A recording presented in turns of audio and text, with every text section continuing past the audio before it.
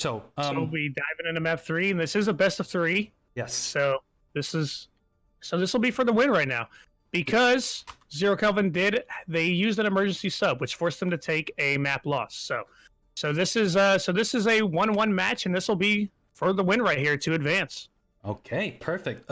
Just for a little bit of housekeeping here on the stream, Elite. So we are using this as a warm-up stream, so there may be a little bit of some audio issues as we set up. We do have a new setup and some new styles, so we do apologize. But hopefully by the semifinals and finals, everything should be smooth sailing. So Elite, it may have been possible that during half the game we may have not heard it, but hopefully from now on we should be doing good. That's okay. We're learning as we go, and we're always improving. So it's all right. We're making progress. Yeah, but we'll be jumping into the next map here in a moment. So how do you feel about this matchup? So Zero Kelvin seems to be getting Zero Kelvin. Whenever they do their strategies, it happens to be that they win one team fight, they snowball it to the next one. But if they don't get that snowball right away, it seems that they stall out. As you can see during the very first point, where Calm Down Kyle was able to stall out all of Zero Kelvin's point before they were able to get to the last point in Gibraltar. But Calm Down Kyle just doesn't seem to be aggressive enough in those pushes, because I mean the entire time Zero Kelvin on their second point, when they were in defense, they just kept bullying Calm Down Kyle almost up to spawn at this point. I mean, Mercy Bane, by the way, as the DPS was amazing, taking out 2-3 of Zero Kelvin's back line in one go, but it's just not enough for Calm Down Kyle to push up to that point. Following Zero Kelvin's attack, I did think that Calm Down Kyle was going to come out a little more aggressive, knowing that they could get the win right there and move on here in the tournament. They could have taken that all the way and gotten the win there, and that was I expected more aggression from them, and I expected them to come out on a very aggressive attack, having the momentum on their side. But Zero Kelvin came out with just as much aggression. They kind of came out with kind of a niche pick, like I said, when Dim Big Draws did come out on Torb. But he played very well, as did the rest of the side of Zero Kelvin. And like you said, Mercy Main, by the way, is playing a little out of his mind. He's clicking heads while playing McCree, but Calm Down Kyle, the rest of Calm Down Kyle haven't quite been able to take out the side of Zero Kelvin like Mercy Main, by the way, has. And we'll see what Calm Down Kyle can try to do to improve as we move in to what will be the third and final map of this match. This is going to be a winner-take-all, as it's 1-1 for both sides, and we'll be diving in here onto Lijiang Tower, and we'll see what these two guys are going to come out with. We see May right now on both sides, and a Doomfist on Mercy Main, by the way. So we'll see how he does swapping off the hit scan, if that's what he sticks with. Bob and Black M both still on the Rhine, and the Diva, Bezzy the Beast, still on the Rhine as well. Body Shot still on the Zarya. So a lot of comfort picks still coming out from both sides. We also see Blood coming out on Hanzo. First time we've seen Hanzo. We'll see what he's able to do here. They're going to have the big Graviton Surge Dragon Strike combo. He's going to get walled off as this fight gets underway. They'll meet up here in the Bright Room, and it's chaos in here as this one gets underway. Mercy Main, by the way, will pick up the first kill as he takes out Dim Big Draws. More kills coming out for the side of Calm Down Kyle as they start to push back. Bezzy the Beast is going to go back in with a big charge. He wants to come back in strong. He'll get walled off, though. Now it's him and his boy Lucio in a 3v2. They're both going to get taken out. Well, he'll get taken out as well. At least Space is able to make it out alive, but that'll be the first fight going over to the side of Calm Down Kyle. They'll take the point as this one gets underway. All right, that was a very good push there by Calm Down Kyle. Let's see if they can counter, if Zero Kelvin can counteract this. Now, the tactic here would be to separate half of Zero Kelvin using the May wall, but it seems to be that they weren't fast enough. They got 3 isolated, so this is a good chance here. Big charge here by Bob, takes out Bloodbait, and Black M finishes out Belly the Beast, and looks like Zero Kelvin's gonna have to back out from this one. Coalescence came out from Alula as well to push back the side of Zero Kelvin. That fight was kind of over before it even got started. Only ult that was burned there was the Coalescence from Alula. Both Shatters ready for both Reinhardts, and we'll see how Bezzy the Beast and Bob can do as they race around with their Shatters. We'll see who's able to get the big one. Body Shot working his way towards the Graviton Surge. And walled off, though, is the May of Dim Big Draws. And with him being walled off, that's going to be their cue to shove back this side, or Shatter is going to come out from Bezzy the Beast, but this is kind of a lost fight already for the side of Zero Kelvin. Bob still has his Shatter ready, hasn't used it yet, and he's being healed great. His team's keeping alive. His shield is going to go down. He's starting to drop very low, but great healing coming out from the side of Calm Down Kyle to keep Bob alive, and that was a dry fight right there for the side of Calm Down Kyle. No ults burned. Fight 1 for Calm Down Kyle. Up towards nearing 70% now for Calm Down Kyle. They're well on their way towards taking this first round, as well as 6 ultimates ready as it's like a laser light show up in the top left. Bob ready with a shatter. Walls.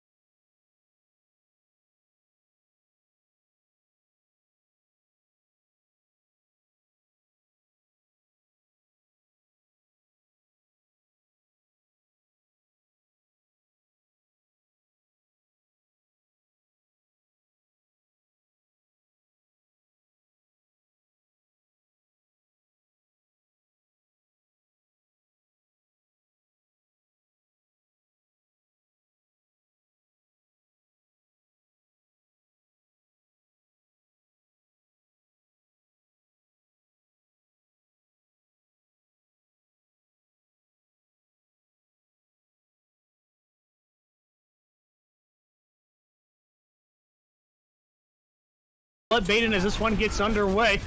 Meteor Strike ready for Mercy Men, by the way. There's the Earth Shatter as well. Was able to get the Diva. Was Bezzy the Beast, but Bob is going to pick up that kill onto Bezzy the Beast following the Shatter. Meteor Strike's going to come down and pick up the kill onto Marvin's Burke, and I believe this will do it for round one. Basilisk brings out the Sound Barrier. It's a 6v3 right here on the point right now, I believe, in favor of the side of Calm Down Kyle. Now it's only the Tracer of Dim Big Draws. He will get taken now. Starting to swing in is Bezzy the Beast. There's a Shatter coming out from Bob. Don't think it hit anyone, but overtime burns down, and that's round one going over to the side of Calm Down Kyle.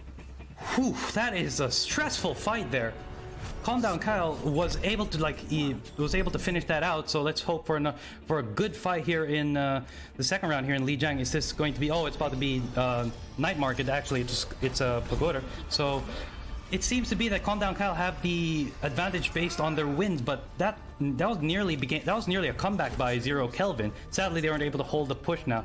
Mercy Main sticking to that Doomfist is actually still doing pretty well. They're not going to be switching it out. So let's hope for a good match. Who do you think we're going to be looking at for DPSs on Zero Kelvin's side? Because it seems to be that Bloodbaden may be doing his best, but I can't seem to see any big plays coming from the DPSs on Zero Kelvin's side. A lot of their plays are mainly by Bezzy the Beast. Speaking of DPS over on the side of Zero Kelvin, it will be interesting in this round as we see immediately Bezzy the Beast is able to pick up the kill on Mercy Main, by the way, and that, like you said, that's kind of the person that they need to take out, because Mercy Main, by the way, has played incredibly here in these first two rounds, and Dim Big Draws, it has come out on the Symmetra, and that was what I wanted to point out. This fight is going great for the side of Zero Kelvin. They're going to completely wipe out the side of Calm Down Kyle, and that is exactly what Zero Kelvin needs after losing that first round. It's a big fight for them to get the momentum over onto their side, but it's Dim Big Draws coming out on the Symmetra. They were able to TP in immediately onto the point, and were able to shut down the initial push that was going to come out from Calm Down Kyle as they swung around over towards the close side, just like they're going to do yet again. Calm Down Kyle will swing around, and I don't think they were prepared for the side of Zero Kelvin to immediately be on the point like that, with the help of the Symmetra teleport that came out from Dim Big Draws. And Dim Big Draws is going to have the wall now, and they'll come in here onto the point, but they're eating a lot of damage from the Symmetra turrets. Black M gets demeched and Nick dead as well. Mercy Main, by the way, with a triple kill from one big uppercut, and Mercy Main, by the way, on Doomfist, he's played just as magnificent on Doomfist as he had on McCree back on Gibraltar, and that fight was off to a decent start for the side of Zero Kelvin. They were able to get the D-Mech as well as the kill on the Nick, but now a Shadow that's going to come out from Bezzy will flip it back over to the side of Zero Kelvin. Kills coming out from both the DPS as Blood and Dim Big Draws both pick up kills, and Mercy Main, by the way, did everything he could in that fight, but the side of Zero Kelvin made their way all the way back. Bezzy the Beast was able to come out with a big Earth Shatter, and what looked like it was going to be Calm Down Kyle flipping the point, Zero Kelvin holds on to it. That was Calm Down Kyle's team fight. Mercy Main, by the way, with that triple kill, should have won them that fight, but Belly the Beast just took it back from the brink with that shatter. Luckily, they were able to save this with the Maywall over there, but this is difficult for Calm Down Kyle. They need to finish out these team fights, even with Mercy Main, by the way, carrying the team there. But it seems to me that they're having a hard time trying to sustain and finish it off. That's a huge fight for the side of Zero Kelvin. At 90%, we'll see what the side of Calm Down Kyle can even do here at the end. All they're going to have on their side at the moment is Coalescence, but as we can see, Blizzard and Sound Barrier about to be ready as well. Will they even make it back to the point? They won't. Tough break there for Calm Down Kyle. That was a fight they could have won. They had some ults ready, but no, it'll be a 100-0 for the side of Zero Kelvin. They will take that round, and that'll be 1-1. And we are going to go into the third and final round. 1-1 here on Lijiang Tower, as well as it being 1-1 in the match. So whoever is able to take this third and final round will take the win and move on in the tournament. So one of these teams is just 100% one round away from losing their tournament lives. And we'll have to see what these guys are able to do here on this third and final round. We'll see what they decide to stick with. Them big draws played very, very well on the Symmetra just back on that last round, and it looks like that's what they're going to stick with. It doesn't really look like anyone is going to swap anything. Basilisk does make the swap over to Brigitte off of the Lucio, and that for the most part, it looks like that's the only change that's going to be made on either side. Calm Down Kyle took the first round. Zero Kelvin takes a second. And just like in the last round, the side of Zero Kelvin will teleport directly in onto the point. And because of this, they're able to play defense and hold back the side of Calm Down Kyle. Mercy Main, by the way, on the Doomfist was trying to catch out Blood, but his Dim Big draws with 3 kills with some help from his turrets as well. And it's 4, 5, and this is going to be 6 for the side of Dim Big draws. And Dim Big draws huge plays right now on the Symmetra. It was just his name in the kill feed right there. And Zero Kelvin off to a great start. They lost that first round back on Control Center, and since then has been a steamroll for their side. They have all the momentum right now. Dim Big Draws is already about to build up the wall, but this may be the swap that Calm Down Kyle needs. Nick making the swap over to Pharah. Lots of people consider this to be a great Pharah map. We'll see if Nick can live up to that. The side of Calm Down Kyle will start to swing back in towards the point. 30% has been built up for the side of Zero Kelvin. Wall about to be ready for Dim Big Draws. Slowly swinging it towards the point is Calm Down Kyle. Bob's shield will get taken out. Here's the wall coming out from Dim Big Draws. 2 kills already, as well as a D-Mech, and this fight is over as Zero Kelvin immediately wipes out the side of Calm Down Kyle. We're 50% built up for Zero Kelvin, and Calm Down Kyle is halfway towards losing this round and halfway towards losing their tournament life. Calm Down Kyle is just having such a hard time dealing with damn big draws. That Symmetra pick was key, especially in those attacks. Now, it's pretty hard for Nick on the Pharah Mercy to even get inside, because it seems to be that Zero Kelvin knows this, and they're all playing on inside the point itself. They're blocking out the Pharah so that they won't be taken out. So it looks like they're playing it smart. They know that the Pharah is outside, so they're not taking the fight anywhere in the open ground. Here they're going to go again. They're going to go in through a side fight. There's a big shatter. Huge shatter from Bob, and this will be what Calm Down Kyle needs. Should be able to win this fight. Bob getting taken down low, but being healed up by Alula on the Mercy. Huge shatter there from Bob. This fight should go over to the side of Calm Down Kyle. It's still going on in here on the point, but it's only body shots still in here on the Zarya. He's in a 2v1. Making his way back, though, is Space. Body shot's going to get taken out. Busy the Beast comes back with a shatter of his own. Meteor Strike comes out from Mercy Main, by the way. He'll get a kill on the Dim Big Draws. It's never ending as everyone continues to make their way back to the point. It's constant recontest coming out from both sides. Death Blossom comes out from Blood Baden, and now the side of Zero Kelvin holds the point. Black M is in here trying to do what he can. He'll get D-Mech, and he'll get taken out. Coming in at the last second is Alula as well as Bob, and we'll have to see what they're able to do, but they're both caught in a Graviton Surge. Overtime will burn down. Mercy Main gets charged out, and I believe this is Zero Kelvin making their way towards taking this third and final round and taking the win and moving on here in the tournament. And this is a win for Zero Kelvin, and they're going to be facing CDK in round 7 of the Losers Bracket semifinals, and whoever wins that is going to go to the finals of the Overwatch Community Clash. So let's look at the play of the game here. It's Marcin Verk on Moira. Oh, this is during the massive fight here. I believe this is going to be the one where Dem Big Ross gets the entire kill feed. That's 1, 2, 3 right there, just on the turrets alone.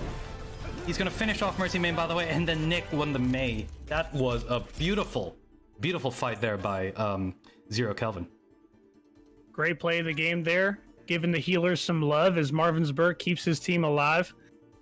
And Zero Kelvin, despite losing that first round, able to fight their way back and take both of the second rounds.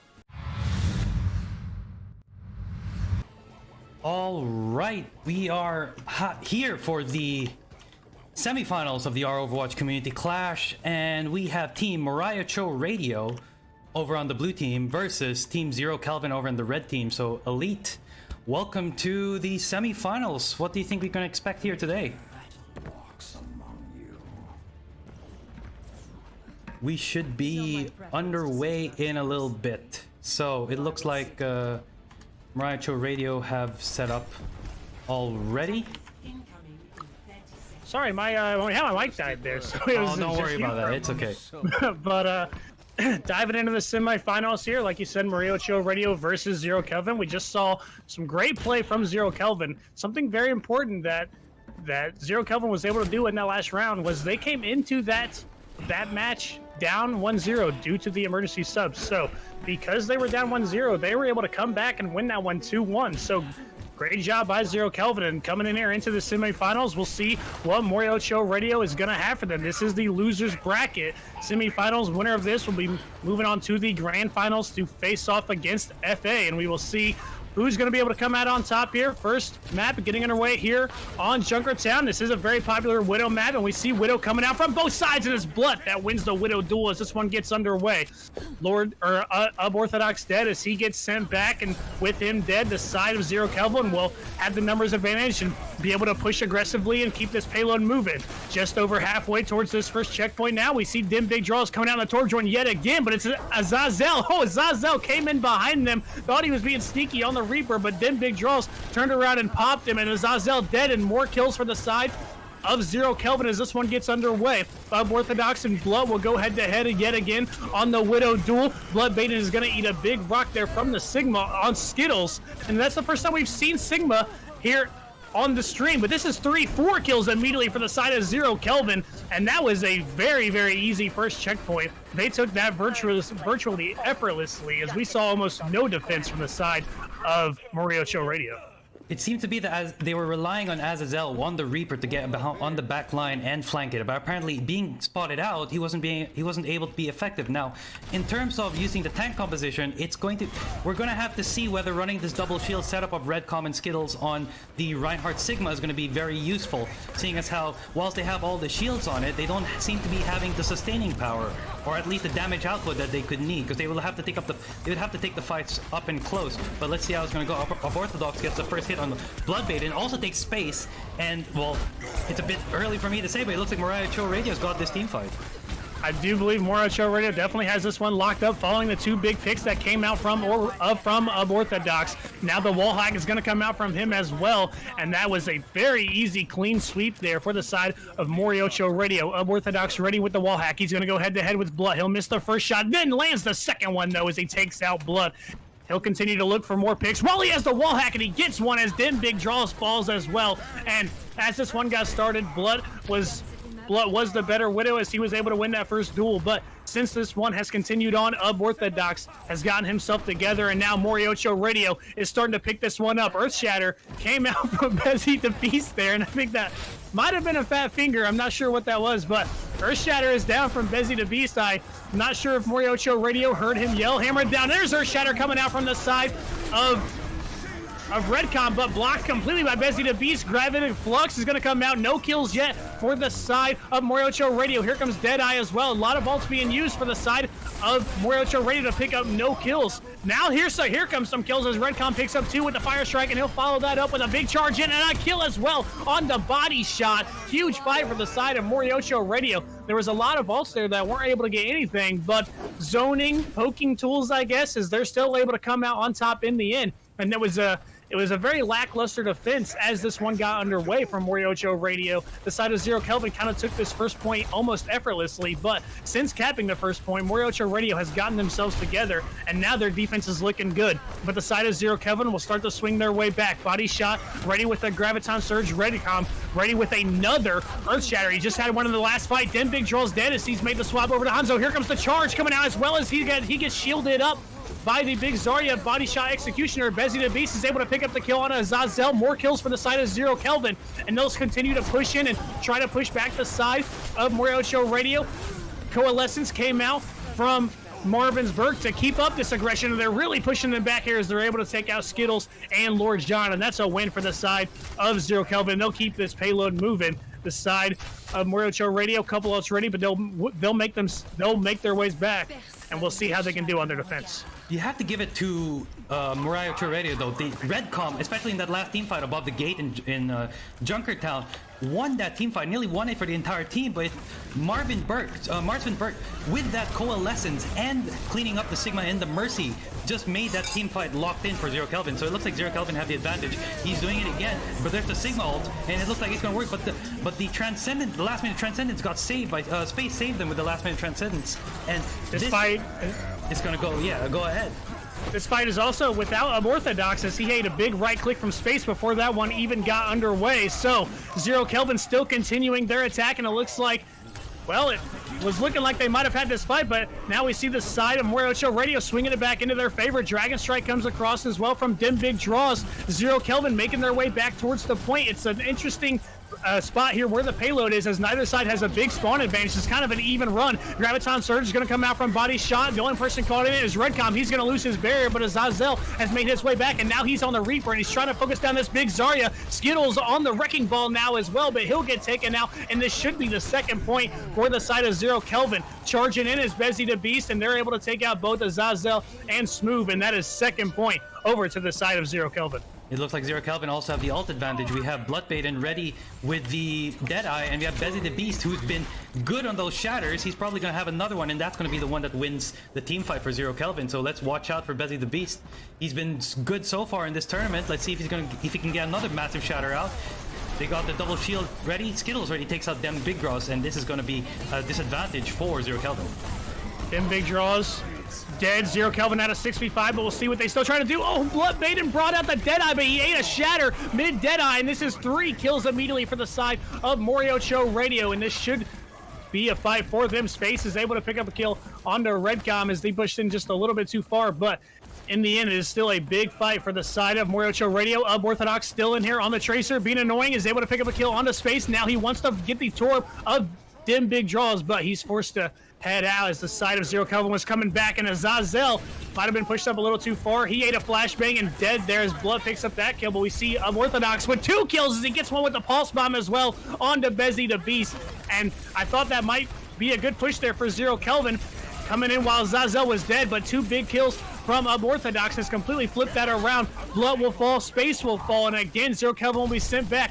Unorthodox still chasing them down in the spawn, going head-to-head with the Zarya of Body Shot. Body Shot down low. Unorthodox trying to win this fight. Body Shot down to about 1. He's going to come back and get healed, but no, it's Redcom that comes in and is able to pick up that kill. MoriohCho Radio in Zero Kelvin's face right now. 60 seconds left on their attack, and they have not moved this payload at all since hitting this second checkpoint. 2 ultimates ready on the side of Zero Kelvin as we see Shatter and Transcendence ready. Over on the side of MoriohCho Radio, we see Valkyrie, Coalescence, Gravitic Flux. Unorthodox is about to have a Pulse Bomb as well. And since making the swap over on a Tracer, Unorthodox has played very, very well. He was playing well on Widow as well. He's going head-to-head right now with Blood. He'll get punched in the face as he falls, but it's still 2-3 kills for the side of MoriohCho Radio. Make it 4 and just make it a 1 fight for the side of MoriohCho Radio. Unorthodox was going head-to-head with Blood there, and he ended up falling, but he distracted Blood long enough that the side of MoriohCho Radio was able to win that big fight. But we still have Shatter and Deadeye as well as almost Graviton Surge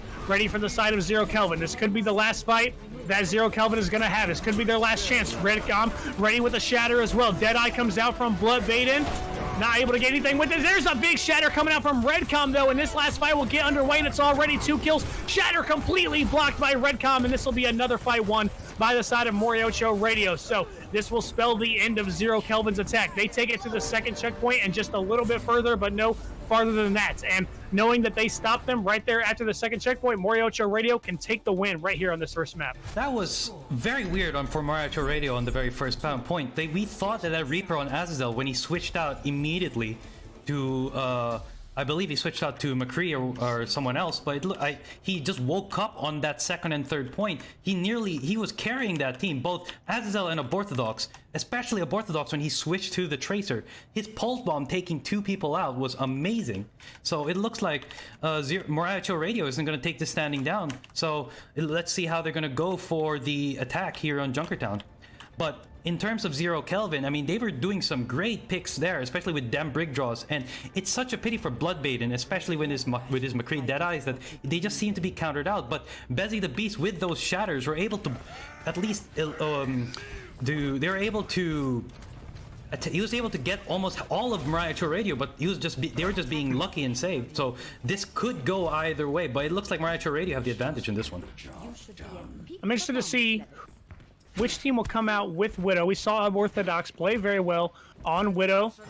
On the defense, Bloodbaden came out on Widow as well, and it seemed like Blood was getting the upper hand as that one got underway, but Orthodox definitely came back and was able to pull it together. And he is going to come out on the Widow right now, but as we can see, Blood is going to come out on Hanzo, and Dim Big Draws still on the Torb. So Skittles will stay on the Sigma. Zazel still on the Reaper. Right click came out of Orthodox face there, but he's able to dodge it. We'll see if he can get a pick. The big Rhine shield protecting a lot of his team. Tough for Orthodox to get a shot in when you got to shoot through that big giant shield that Bezzy the Beast is holding in, but he gets it right there, and he's able to take out space. He wants to take out Zarya as well. It's body shot. He landed 2 shots, almost a third one as well. Body shot down very low, and he's going to have to get healed up. But there's a kill from Redcom, and the numbers lie with the side of MoriohCho as this one gets underway. Started with a big pick that came out from Orthodox as he was able to take out Space. And we see Space making the swap over to Baptiste. First time we've seen Baptiste here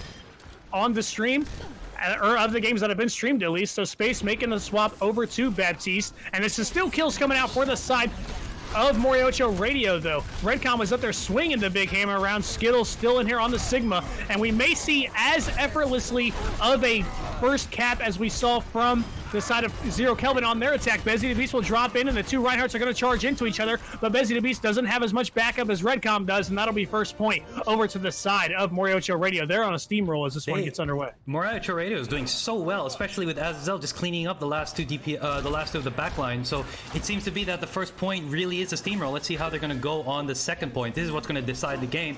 If Zero Kelvin can stall MoriohCho Radio out on this point, then they might have a chance. Here's Orthodox trying to get some high ground, going to go for a duel with Dem Big Draws. So it's a Widow duel, but it seems to be Dem Big Draws. Dem Big Draws wins that Widow duel, but he gets brought back by Lord John.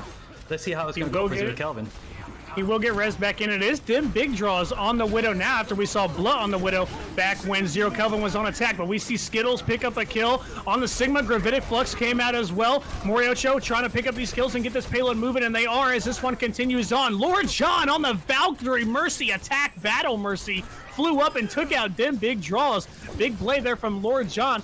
Have to give love to the Battle Mercy and MoriohCho Radio. This is a very, very big difference from when Zero Kelvin was on their attack. Zero Kelvin was able to take the first point, and they were able to take the first point very quickly, but then stalled out of the second one. MoriohCho takes the second one immediately, and now they are just 27 meters away from taking the win here on Junkertown. And this will be a big momentum if they can get this first win. Going in a little too far here is Bezzy the Beast, but a hook from Body Shot and Dim Big Draws. 2 quick kills. Bezzy the Beast was going in a little far there, but I thought that was going to spell the end of Zero Kelvin, but we see 2 quick kills coming out from their side. Body Shot in there deep as he has made the swap over to Hog. Lord John will get taken out as well by the Coalescence, and get charging in way big there is the Reinhardt of Bezzy the Beast.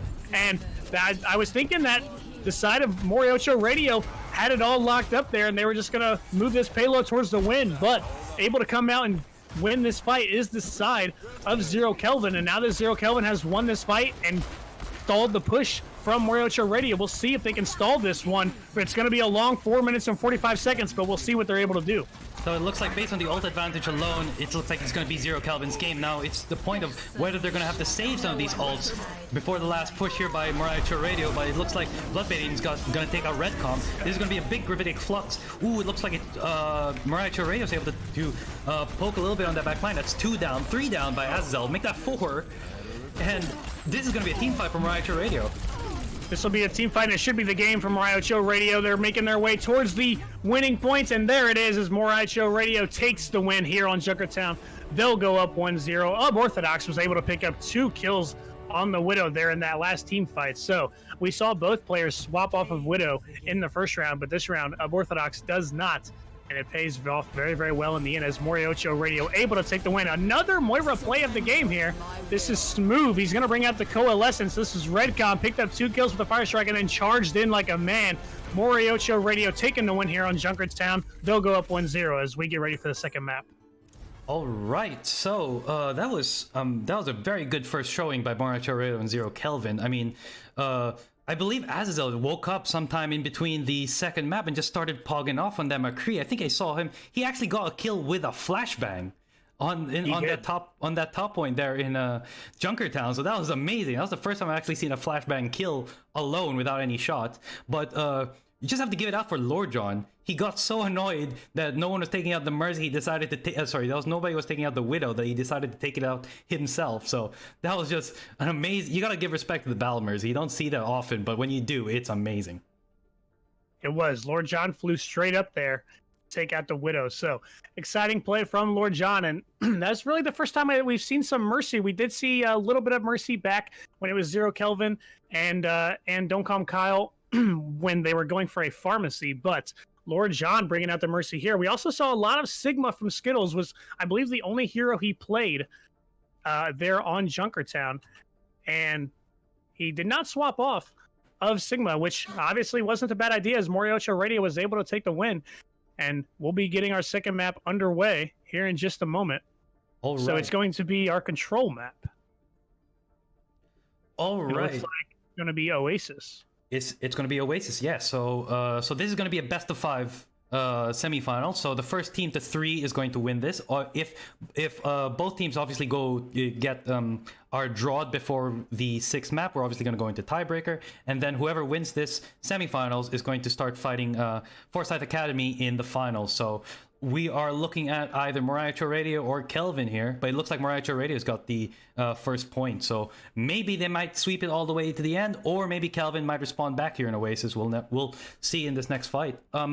In terms of the composition, that using that Sigma, especially a lot of those gravitic fluxes were countered by proper transcendences by space. However, it did push a lot of the team off their initial positioning, and that's probably also a reason why Zero Kelvin switched to Baptiste. They knew that they were being picked off one by one, so they decided to go for like a bit more of a sustainable comp where they're all together, but apparently it hasn't been working out for them. MoriohCho Radio, their DPSs have been phenomenal. Azazel and Unorthodox have been getting those backline picks good enough that the rest of MoriohCho Radio can clean it up. I mean, if a Mercy can take out a Widow, that means they must be doing a good job. I do think that space swapping over to Baptiste may have been, the Skittle Sigma may have been a factor, as I think Space did want to drop the lamp to try to make sure they have some extra insurance when Gravitic Flux does come out. The lamp is a great counter to Gravitic Flux, and we'll see if Skittles is going to stick on the Sigma. It'll be it's going to be different since we're going on to our control, and we'll see what these guys decide to come out with. Since, I mean, we saw a lot of Widowmaker from Unorthodox, but on Oasis and on these control maps, Widowmaker doesn't have as much playability as those big long escort maps, but we'll see what Unorthodox comes out with. He did play some Tracer, and he played very, very well on Tracer while they were on Junkertown. So over on the side of Zero Kelvin, we've seen Dim Big Draws and Blood switch off of a variety of heroes. We've seen Dim Big Draws play McCree. We've seen him play Reaper, Torb, Widow. We've seen him, as well as Blood. We've seen both of them swap between multiple heroes. So I'm not sure which ones are considered their comfort picks and which ones aren't. And Azazel, we saw him play a lot of Reapers. So we'll see what these guys decide to come out with. The tanks on both sides, we saw, like I said, lots of Sigma from Skittles, and I believe Redcom only played Reinhardt. But from what we've seen from Zero Kelvin in the last match as well, I believe they have played nothing but Rein Zarya the whole round. I mean, it's been working for them. I believe those grab combos have been working extremely well. I mean, the Shatter, it all goes down to how, I believe, was it Redcom who was MoriohCho Radio's Reinhardt main? Yep. Okay, so it all just comes down to like how Redcom and Bezzy the Beast have these Shatter jewels. I mean, Redcom has gained shatter a lot more, but Betty the Beast has been better in blocking these shatters.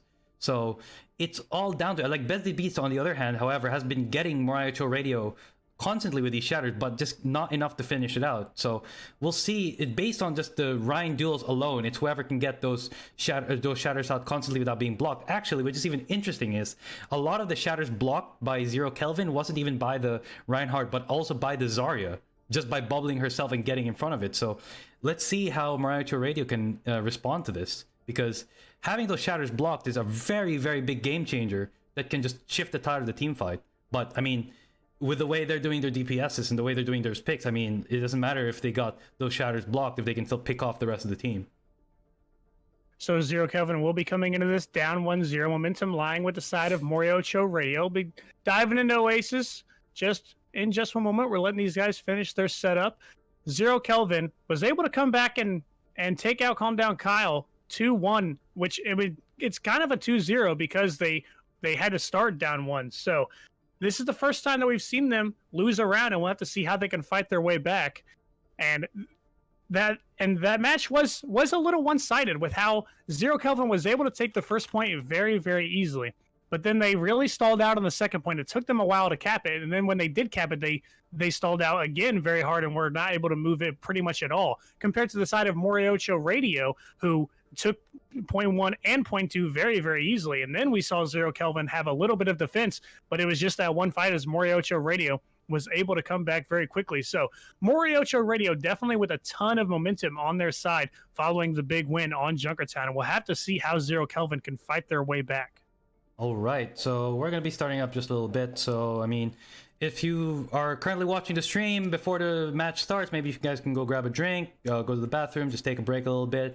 We are going to be having a lot of games for the next couple of hours. This is just the beginning of the semifinals. The finals is obviously going to be a best of 5 here in the 4th iteration of the Community Clash. So if you guys aren't aware, the Community Clash is a tournament hosted by the Our Overwatch Discord. It's made up of these are obviously semi-professional and non-professional teams. A lot of these people are community members, just general Overwatch players.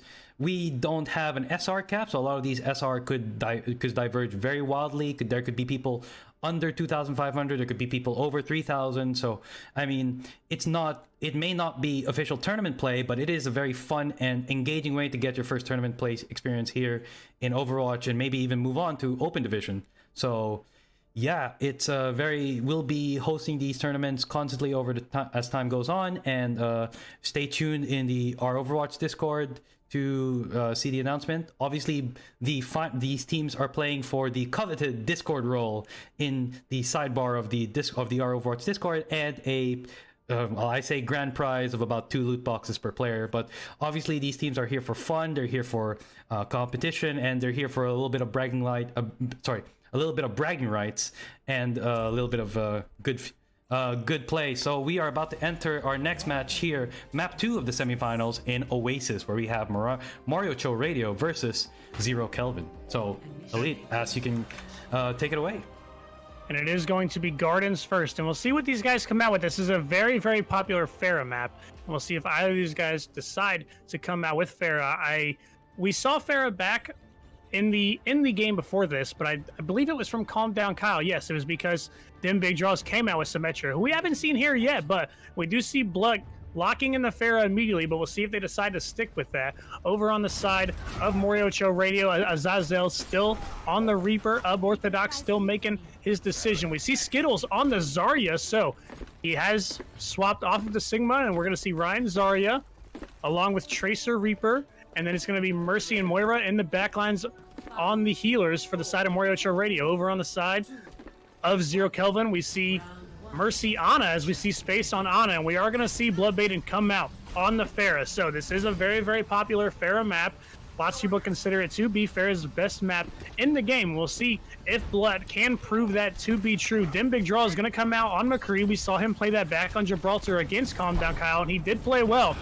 He was up against a very big McCree and Mercy main, by the way, but we'll see how he does now. And we see how Blood does as he is taken out immediately as Skittles picks up that kill. This is already a 6v5 for the side of MoriohCho Radio. Knowing they have the numbers advantage, we'll see what they decide to do. Going for the resurrection is Marvinsburg, and he's able to get it and escape with his life. Azazel's picks up 2 kills, though, as well as Orthodox picking up 1. And this is going to be a 6v3 now in favor of the side of MoriohCho Radio. They'll cap their first point and push back the side of Zero Kelvin just like that. We'll see if anyone decides to make any swaps. Doesn't look like it unless Bloodbaden decides to swap off. But we see Orthodox already has been able to build up a Deadeye. So MoriohCho Radio off to a hot start as they take the point and get this one underway. They'll start to push up and try to show aggression and keep back the side of Zero Kelvin. Gonna get slept there as Bezzy was the Reinhardt of Redcon, but we see 2 kills as Smooth gets one with the orb and Orthodox gets one with the Deadeye as well. Oh, but he'll eat an arrow to the face. Will Orthodox, but it's still his team that is winning this fight. Charging in way deep in here is Redcom as they pick up that kill on the body shot, and now he'll throw up his shield and they'll casually stroll their way out. Just about 50% filled up, and this is a huge start for the side of MoriohCho Radio. You have to give it to Azazel. Those Reaper kills was what won them that first team point over there, and also getting killed by the Zarya. That was very disastrous for team Zero Kelvin, having to go that close with the fire and not being able to take advantage of that long range flight. It seems to be that Zero Kelvin needs to have to get some synergy before they can even contest MoriohCho Radio. MoriohCho Radio is steamrolling the Zero Kelvin, nearly taking them all the way up to spawn at this point. Let's see how it's gonna go. Body Shot has that hog ready, and he's nearly about to have the ult. Same with them big draws and space. So let's see how they're gonna combo that Anna, McCree, and Roadhog ult. See if they can get this next point. But Redcom and Smooth both have the Shatter and the Coalescence ready, so this could go to MoriohCho Radio. It's played well. Here's Azazel trying to take out them big draws, gets stunned and gets taken out. Looks like Bloodbaden has had enough.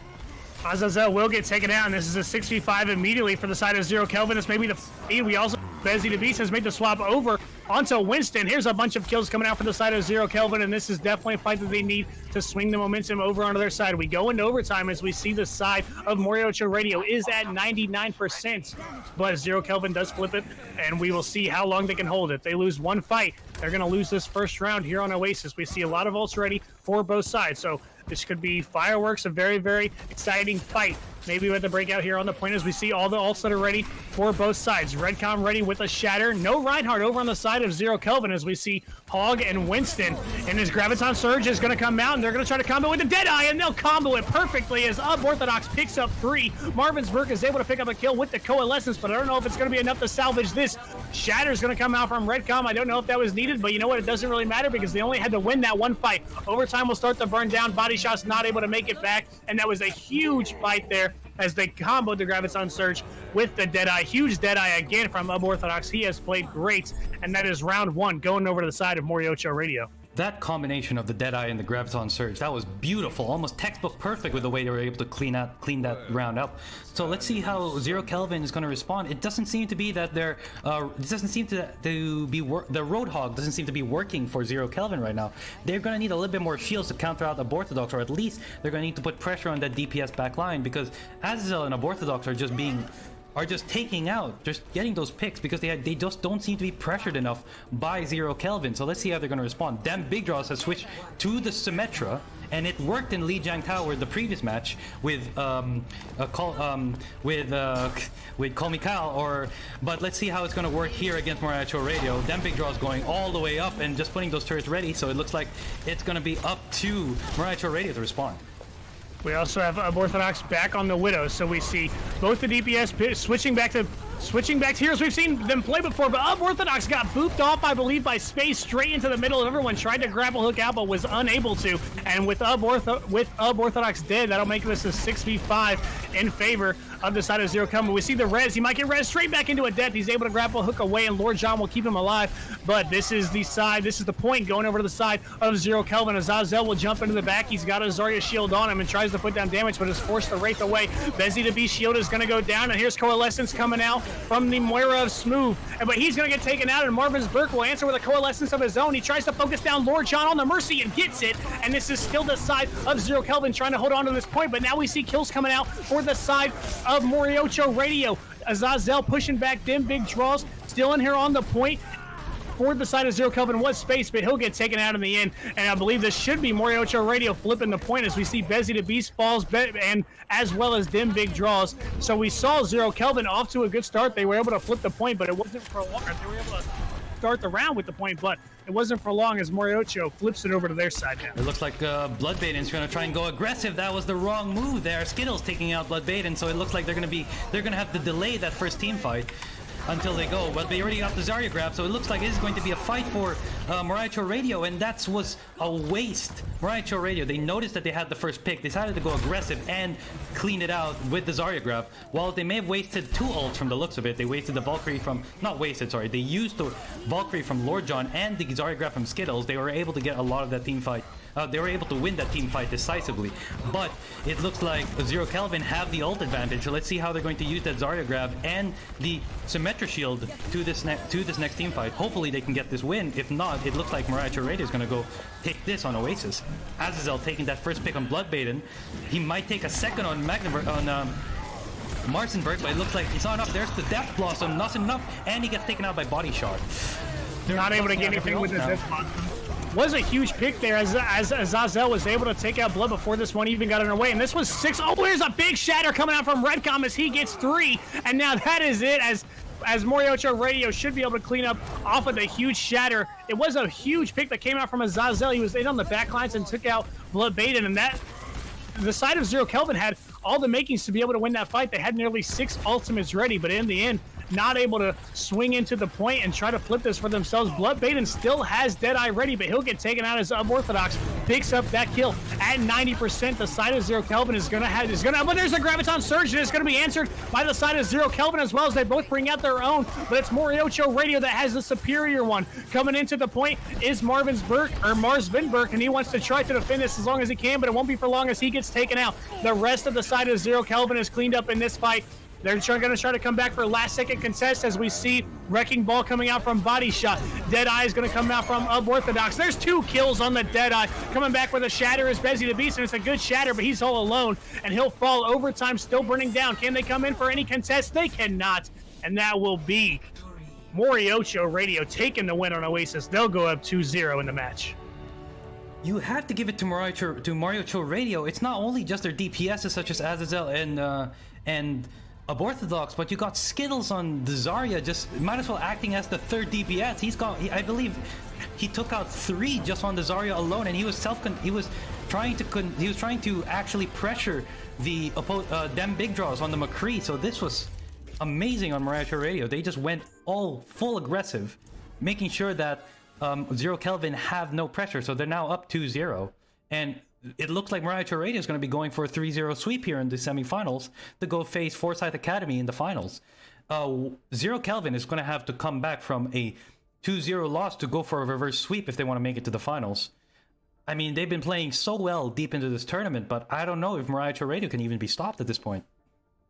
Being down 2-0 is going to be very rough for the side of Zero Kelvin. We did see them be able to make what was technically a comeback on Calm Down Kyle because they had to start the round. They had to start the match down 1-0. They're able to win those 2 matches and able to take that win, but they're dealing with a completely different team here as MoriohCho Radio is coming up big here in these semifinals. Winner will move on to the grand finals, and MoriohCho Radio has all the makings for it to be them. Zero Kelvin is going to have to reverse sweep this and come back 3 wins in a row. So we're going to be moving on to our hybrid point here in just a moment.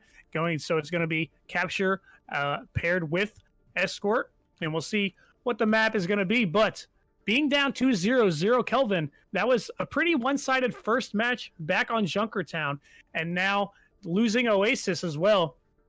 And they were only really won 1 fight in both of those rounds. MoriohCho Radio won both rounds around 100% to 30. So we'll have to see if the side of Zero Kelvin can pull themselves together and try to fight themselves back into this match here. It looks like it's going to be King's Row for the hybrid, and MoriohCho Radio up 2-0. Zero Kelvin gonna have to reverse sweep this if they want a chance at the grand finals. All right, so we're moving on to King's Row here on the escort map. So, on the hybrid map. So, just From the looks of it, it is going to be quite a difficult fight here for Zero Kelvin. So we really hope that they may be able to at least sweep this out. But it looks like unless they can start pressuring both Azazel and Aborthodox, they're gonna have a hard time even just trying to sustain themselves in the fight. Because even when one of them goes down, they still have the rest of the team, such as Lord John with his Mercy revives. I believe I saw a couple of them that were just totally insane enough to get the rest of the team up and still sustain into that team fight.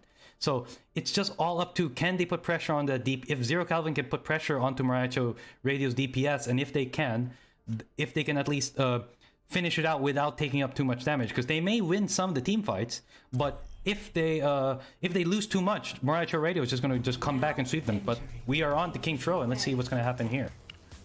Diving into King's Row, and yet again, it will be the side of Zero Kelvin on attack first, and we'll see what they decide to come out with, knowing that they're going to have to win 3 maps in a row. If they want to win this, they know they're going to have their work cut out for them in this, and it's going to be a long match ahead of them if they want to fight their way back in and win this. We'll see what they decide to come out with on their attack. We see a lot of Mei here on King's Row. We see a lot of Widow, and we'll see what these guys do decide to come out. We've seen Widow come out from both these teams. MoriohCho Radio will be on the defense, so they're not going to be able to just swap. So whatever they're coming out with might be what they actually play. And Unorthodox on the Junkrat right now. Interesting pick. This will be the first time we've seen Junkrat today, and Blood is going to come out on the Widow. And he'll make the swap over to McCree, and Dim Big Draws. Well, hold on. They're making swaps all over. I don't want to commit to anything. Dim Big Draws looks like he might go on the Widow, which we saw both of them play Widow back on Junkertown, and Dim Big Draws seem to have the more success. So we'll see if he can keep the success here on King's Row. Zero Kelvin gonna have to win this in the next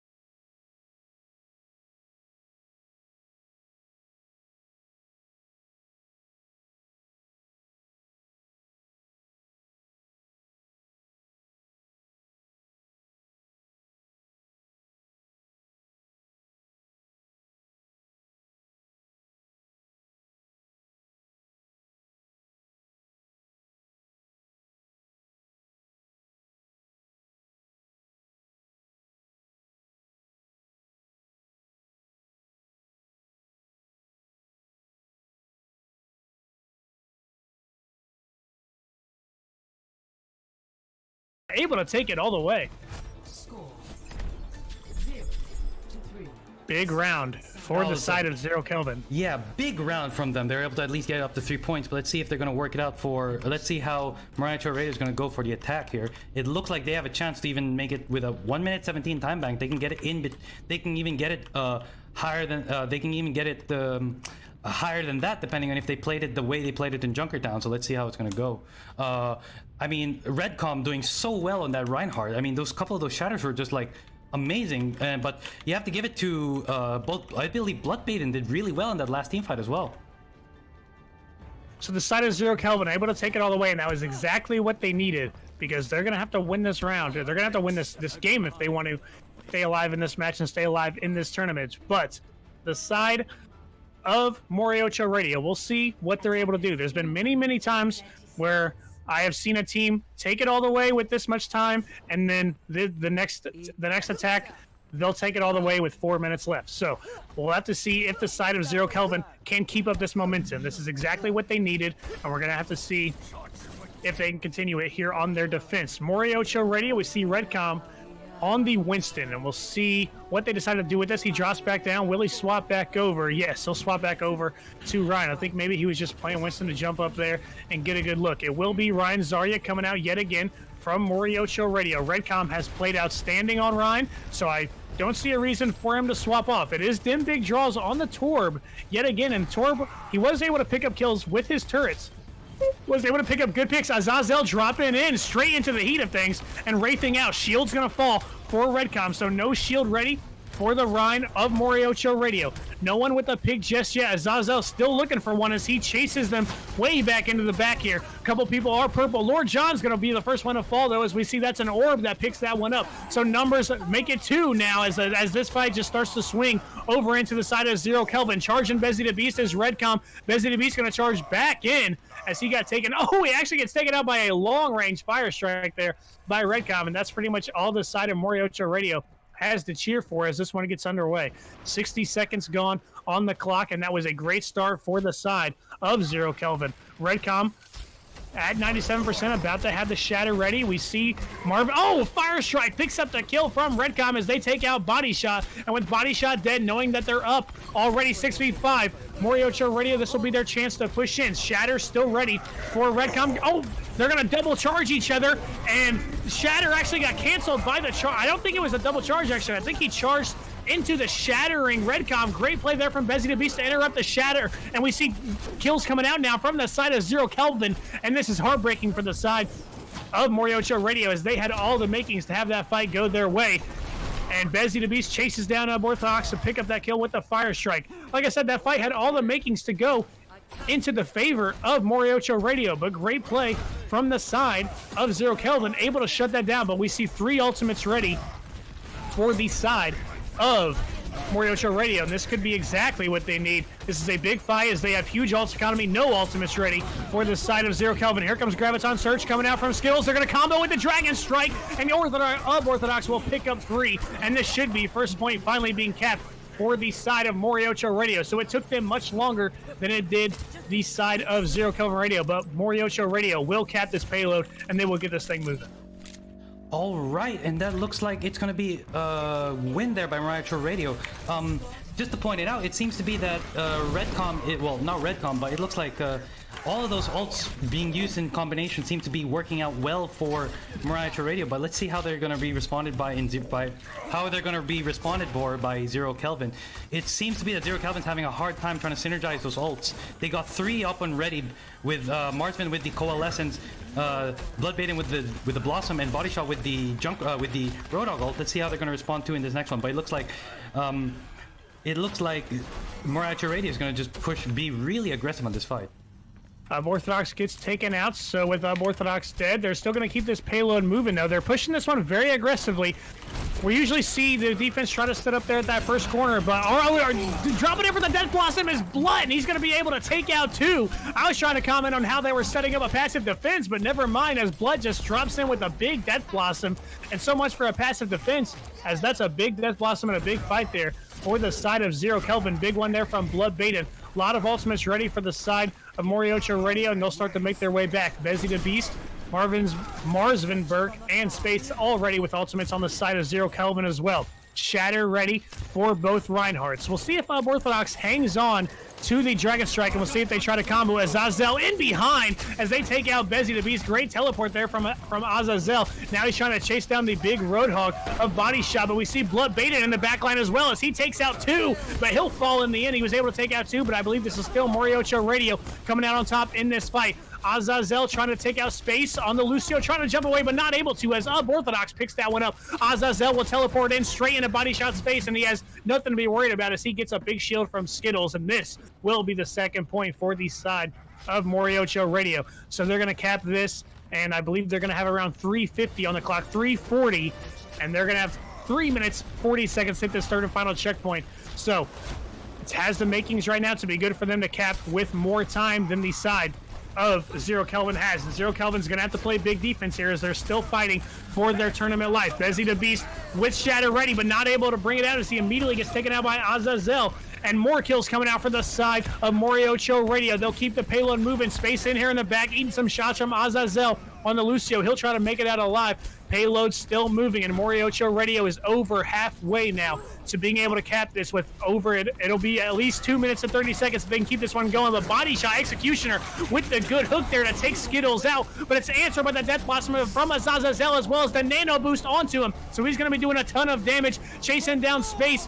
In here on the point is Dim Big Draws. He'll get taken out, and I believe that's going to do it. They'll keep the payload moving, coming back on the Doomfist. Doesn't make it back, does Blunt. And that'll be the third point, 2 minutes, 45 seconds on the clock for MoriohCho Radio. Yes, and it is a big time back. Just as I said before during the first time, if MoriohCho Radio was able to get that steamroll, it looks like they'll be able to have a bigger time bank compared to Zero Kelvin. So let's see how they're going to respond here on the attack.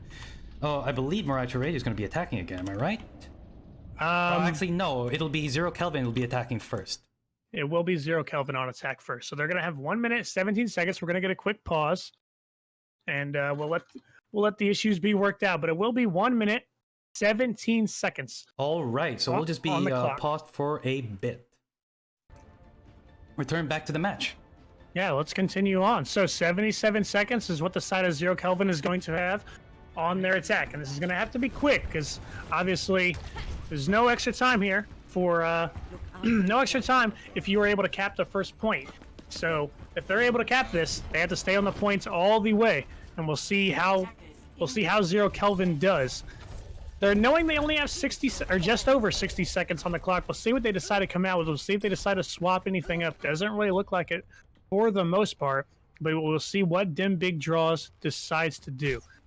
He's on the Symmetra at the moment. We'll see if he decides to stick with this, though. Now, are we going to be looking... He swapped a lot between Symmetra and Torb, yeah.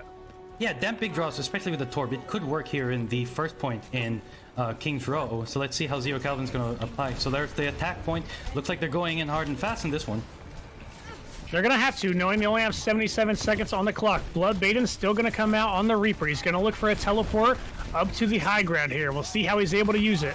I'm not sure anyone on the side of MoriohCho Radio knows where Blood Baiden is, and Blood Baiden is sneaking his way in, but he needs to hurry up because with Bezzy the Beast dead, he's going to have to come in here and wreak some havoc. A good biotic grenade's going to come out, though, from Lord John, and that was a lot of big healing that came out from the side of MoriohCho Radio. Blood Baiden was able to come in there into the back lines and tried to look for the damage like Reaper does, but the rest of the side of MoriohCho Radio was able to push in and shut down the push that he was trying to come out from Zero Kelvin, while Blood Baiden tried to make his way in towards the back, and now it's going to be extremely tough for the side of Zero Kelvin to push in.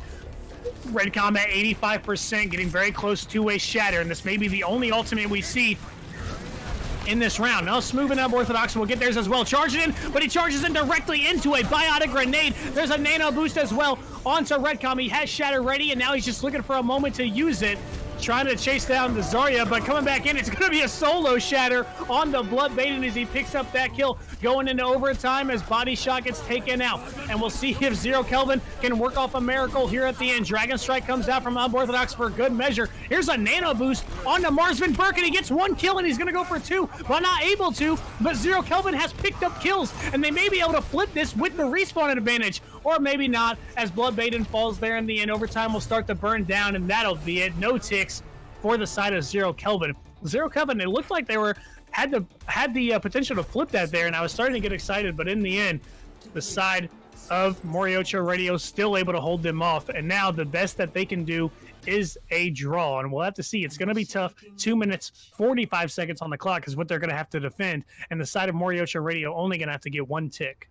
That was that solo shatter onto Bloodbane, and that was some really big aggressiveness there by Redcom, just showing that he knew that Bloodbane was already isolated by his entire team. He was already getting taken down by the other DPS. Redcom just goes out there and decides to just shatter straight into the Reaper. So let's see how it's gonna go. But at 2 minutes 45, MoriohCho Radio has all the time in the world just to get to the first point, and they're gonna sweep this semifinals right away.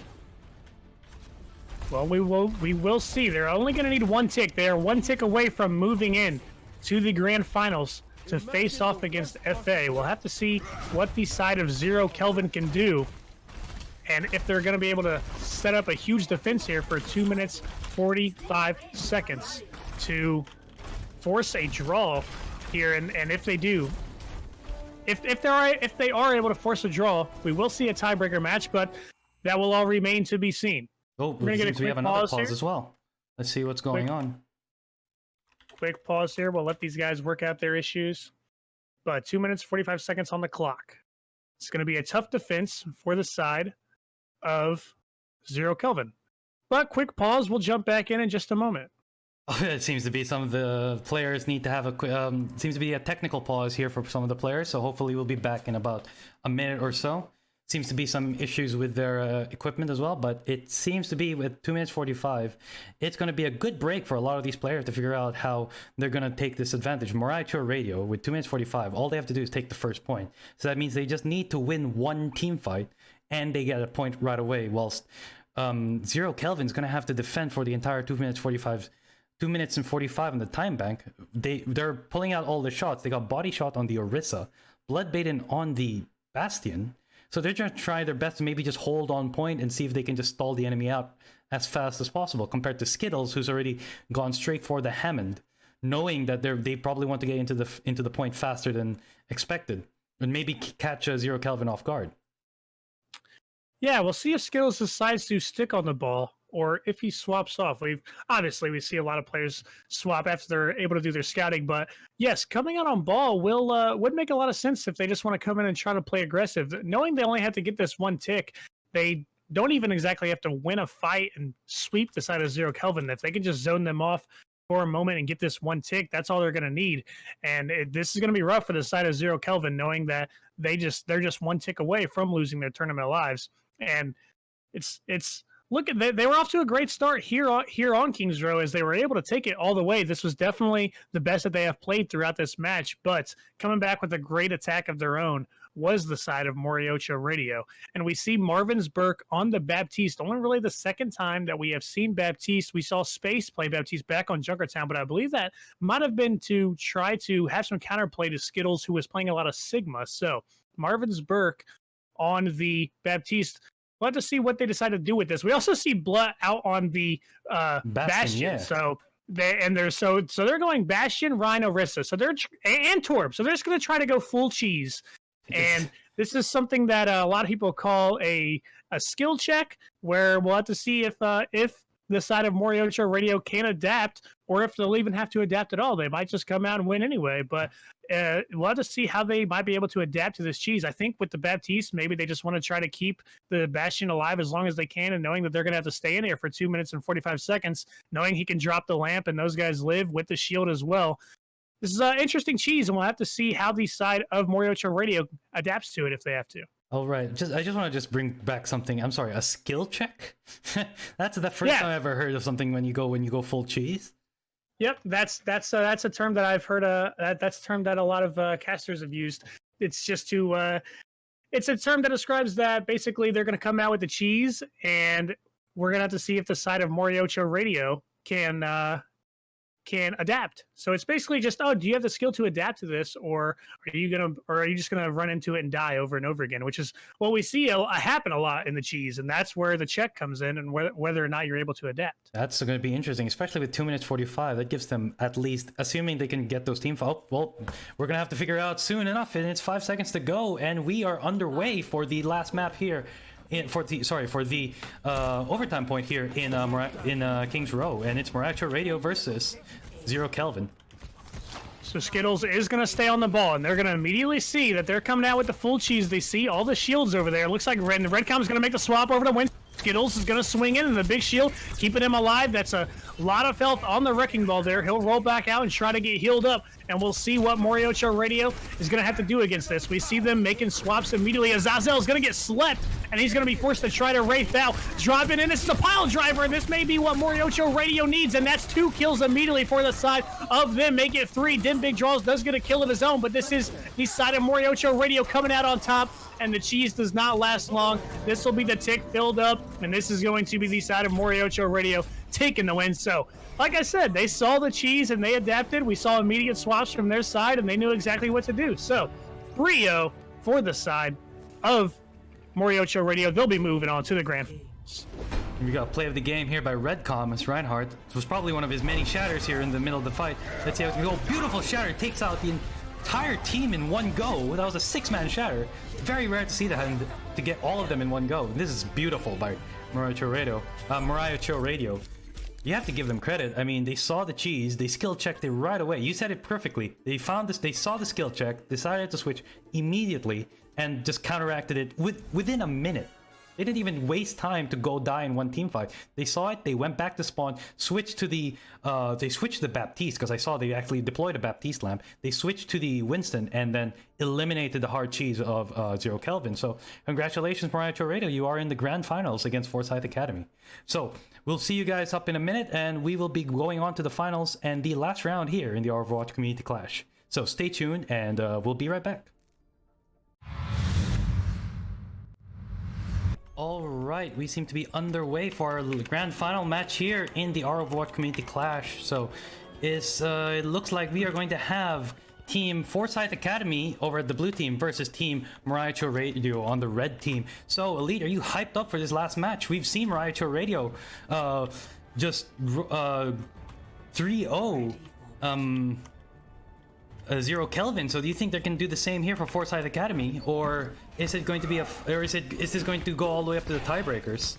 Let's hope so. It'll be very interesting. We just saw with how we just saw the side of MoriohCho Radio take out Zero Kelvin. They have a ton of momentum definitely coming in to this last round, and Forsythe Academy hasn't played. I mean, they might have been playing some quick play or something, but they haven't been playing these big competitive matches like the side of MoriohCho Radio has. So MoriohCho Radio is warmed up. They're ready to go. They're coming off of a huge win, and we'll see what they're going to do here. This is very interesting as we see Bastion coming out from both sides right now. Karmez on the Bastion as well as Unorthodox, and they're both going to walk around, and they're going to see that they're both running Bastion. Karmez will start the fire into the Rhine Shield, but the big Rhine Shield keeping Karmez alive. As Maestro stands in front of him, Karmez will be the first one to get a kill as he takes out Lord John. Now trying to focus down Bastion is the Reaper of Azazel. Haven't seen him play much other than Reaper throughout these games, and we'll see if he decides that he needs to make a swap here. But Unorthodox and Azazel both taking out. Azazel will get res back in, and he'll again jump in and try to take out Karmez, but he's not able to, as Karmez is just farming the side of MoriohCho Radio right now. Redcom is able to get a kill on the Wolfie, but it doesn't last long as Costco's brings him back in. We see Unorthodox has made the swap over to Tracer, and he's going to play that to try to help deal with the Karmez on the Bastion. So as their attack gets underway, they have literally not moved the payload at all, and we'll see how long this cheese setup from the side of Forsythe Academy can last. We saw the side of Zero Kelvin come out with a cheese strategy back on their last defense on Kings Row, but it did not work as well as this one is. So we'll have to see how the side of MoriohCho Radio can adapt to this Bastion. And right now the answer is not well. So someone has to tell Forsythe Academy that they're on defense and not on offense. This seems to be a basic pirate ship composition if you guys are attacking on the payload, but they've decided to go for a wild comp here, setting up the bastion right on the payload. Oh my! Beautiful shatter there by MoriohCho. There's the combination of the molten core there by Wolfie, and I don't even know what to say. MoriohCho Radio, they need to find something that works. Well, Forsythe Academy off to a they're off to a steamroll here on their defense. As like I said, the payload has not moved literally at all. Karma's set up on it as soon as the defense got underway, and the side of MoriohCho Radio has not been able to move it at all. But Karma is not set up on it now, so if they get too close to it, it might start to move a little. Wolfie's turret will fall, and that's pretty much all they have to cheer for right now. Does the side of MoriohCho Radio. The Coalescence is going to come out from Lion. He'll use it both aggressively and defensively as he heals Maestro. Karmez is going to bring out the configuration tank. He'll get a kill onto Azazel and a kill onto Redcom as well as he keeps up the aggression. There's a kill onto Skittles. He wants to take out Smooth as well. Smooth not able to get away. Karmez gets that one as well. 90 seconds on the clock, and they did move it just a bit, as we see up there on the progress bar. But this is a tough start for the side of MoriohCho Radio. 90 seconds on the clock. They have a lot of ults ready, and we're going to have to see how they utilize them. Orthodox ready with Pulse Bomb. We'll see if he can get a pick. Redcon ready with Shatter. He does stick Bastion and gets it as he's able to take out Karmez. Or yeah, he actually took out Costco's and Wolfie, and here is what MoriohCho Radio needed. Finally, something for them to cheer for as they'll get this payload moving. 60 seconds on the clock, and with how far back they were pinned, the side of Forsythe will definitely be able to make it back and have another defense, but we'll see how well they can keep up this attack. 45 seconds on the clock, they've finally gotten the payload moving. This might be the house of cards that MoriohCho Radio is able to tumble. They know that getting that Bastion off defense forces Karmez to switch off. And it looks like this is actually working in their favor. They have the ult advantage, but it looks like there's the big shatter by Nitro. Death Blossom there by Azazel. I think it got two. It got two, actually. And this looks like a MoriohCho win.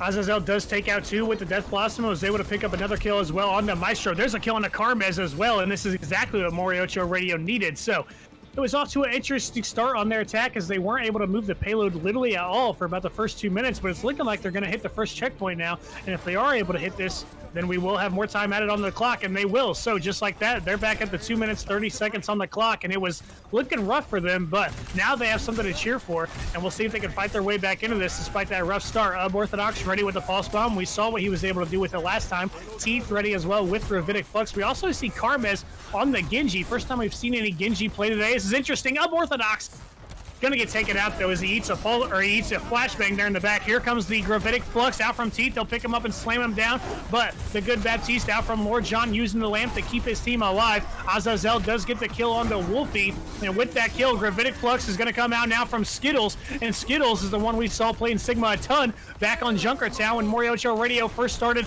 in the semifinals. Coalescence is gonna come out from Lion as well as Dragon Blade. Karmez dashing in, he'll take out two as both the supports are dead.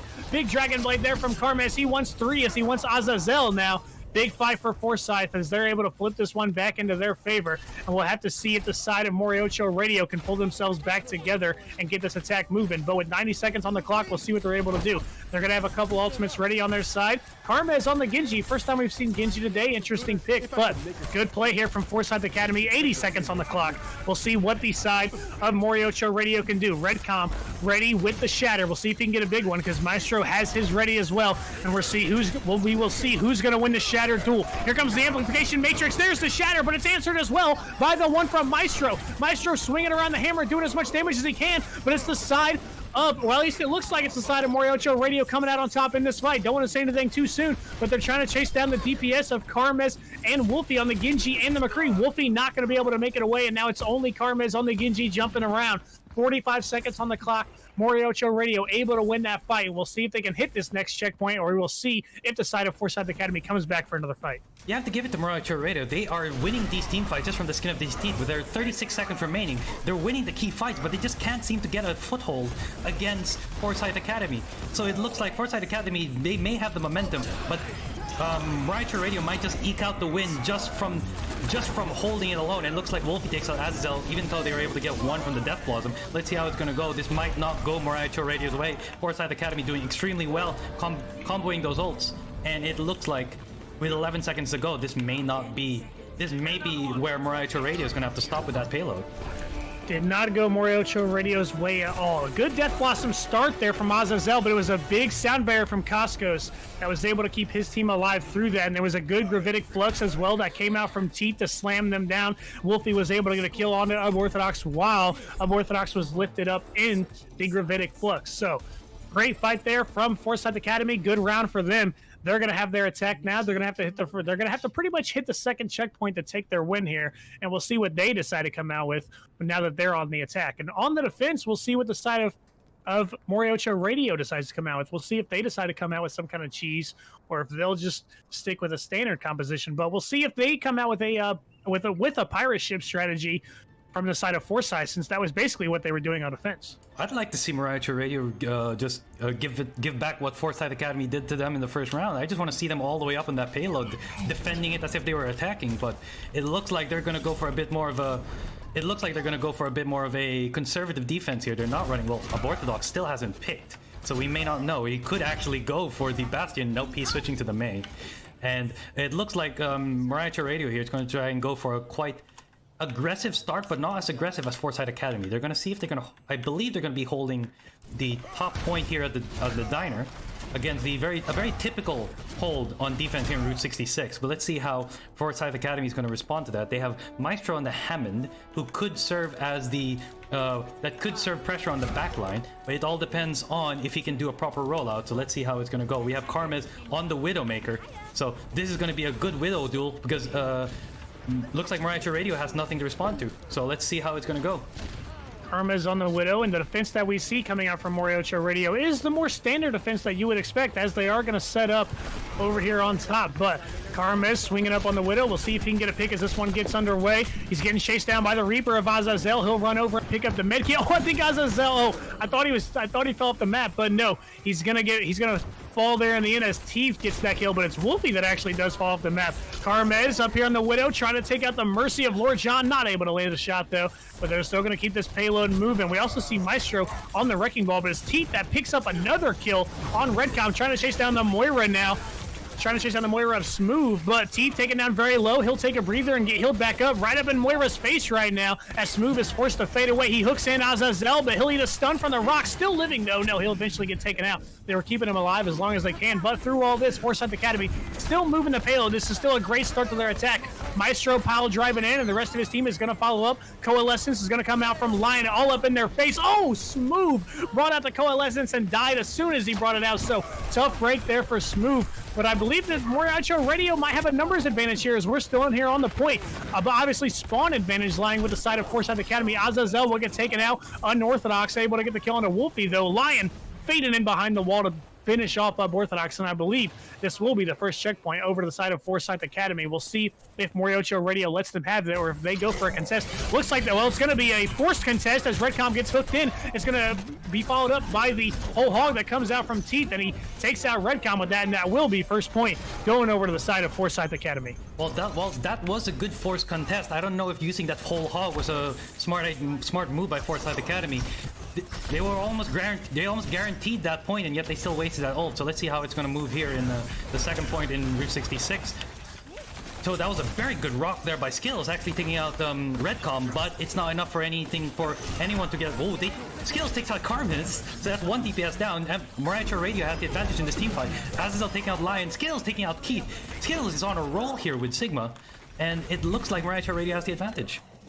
Azazel brought out the Death Blossom, was able to get one with it. Then I believe he ate a flashbang, but this will be MoriohCho Radio pushing back the side of Forsythe Academy. Wolfie ready with Deadeye, Unorthodox and Skittles, both with Blizzard and Gravitic Flux as well. So Costco's getting very close towards having the sound barrier, so that'll give them an engage, and we'll see what the side of Forsythe decides to do. They're going to swing into the backside. Here comes the Deadeye out from Wolfie, but a Sigma shield thrown straight up into his face. Quick shield there from Skittles, and now he's going to answer with the Gravitic Flux of his own. He'll pick him up and he'll slam them, but there's the sound barrier from Costco to try to keep them alive through that. Unorthodox will answer with a Blizzard of his own, but Wolfie gets into the back lines, throws a flashbang into Smooth's face, and then a kill on a Skittles. He wants Redcom now as well. Redcom trying to take a breather and run away, but it's the side of Forsythe Academy who has the advantage at the moment. Chases down Redcom and does get that kill, and now it's only Azazel. He'll come out of Wraith, and he'll fall in the end. No one pushing the payload throughout all this. Playing team deathmatch right now as Forsythe Academy chases down MoriohCho Radio, and this is looking great for the side of Forsythe Academy. Costco's in here. He'll pop the speed boost and start to run away. Wolfie went a little too deep there, and he'll get taken out for it, but 3 minutes on the clock. Forsythe Academy has everything they need to get the win here on Route 66. Carman is going to get hooked in, and he's dead before anything can get started. He had Dragon Blade as well, so that's what MoriohCho Radio needs, is they get the kill on the teeth as well. Forsythe Academy will start to back away. A lot of ultimates ready for both sides. We're about to see 5 ultimates ready for the side of Forsythe Academy, and we see 3 ready for the side of MoriohCho Radio. We'll have to see what they can do with them. Carmez ready with Dragon Blade, and we saw what he was able to do for the short time that he played Genji back on their defense. He only had 1 Dragon Blade, was able to take out both the supports with it. We'll see if he can do it again.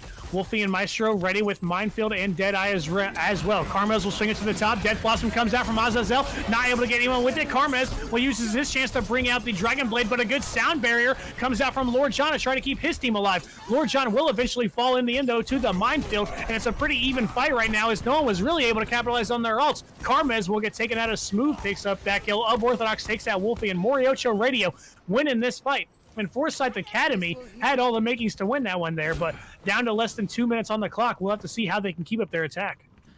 That was a map for that was a team fight that Forsythe Academy should have won. It seemed to be that was a very scattered fight. There was no grouping up, there was no coordination there, but it seems to be that MoriohCho Radio just happened to just eke out that win.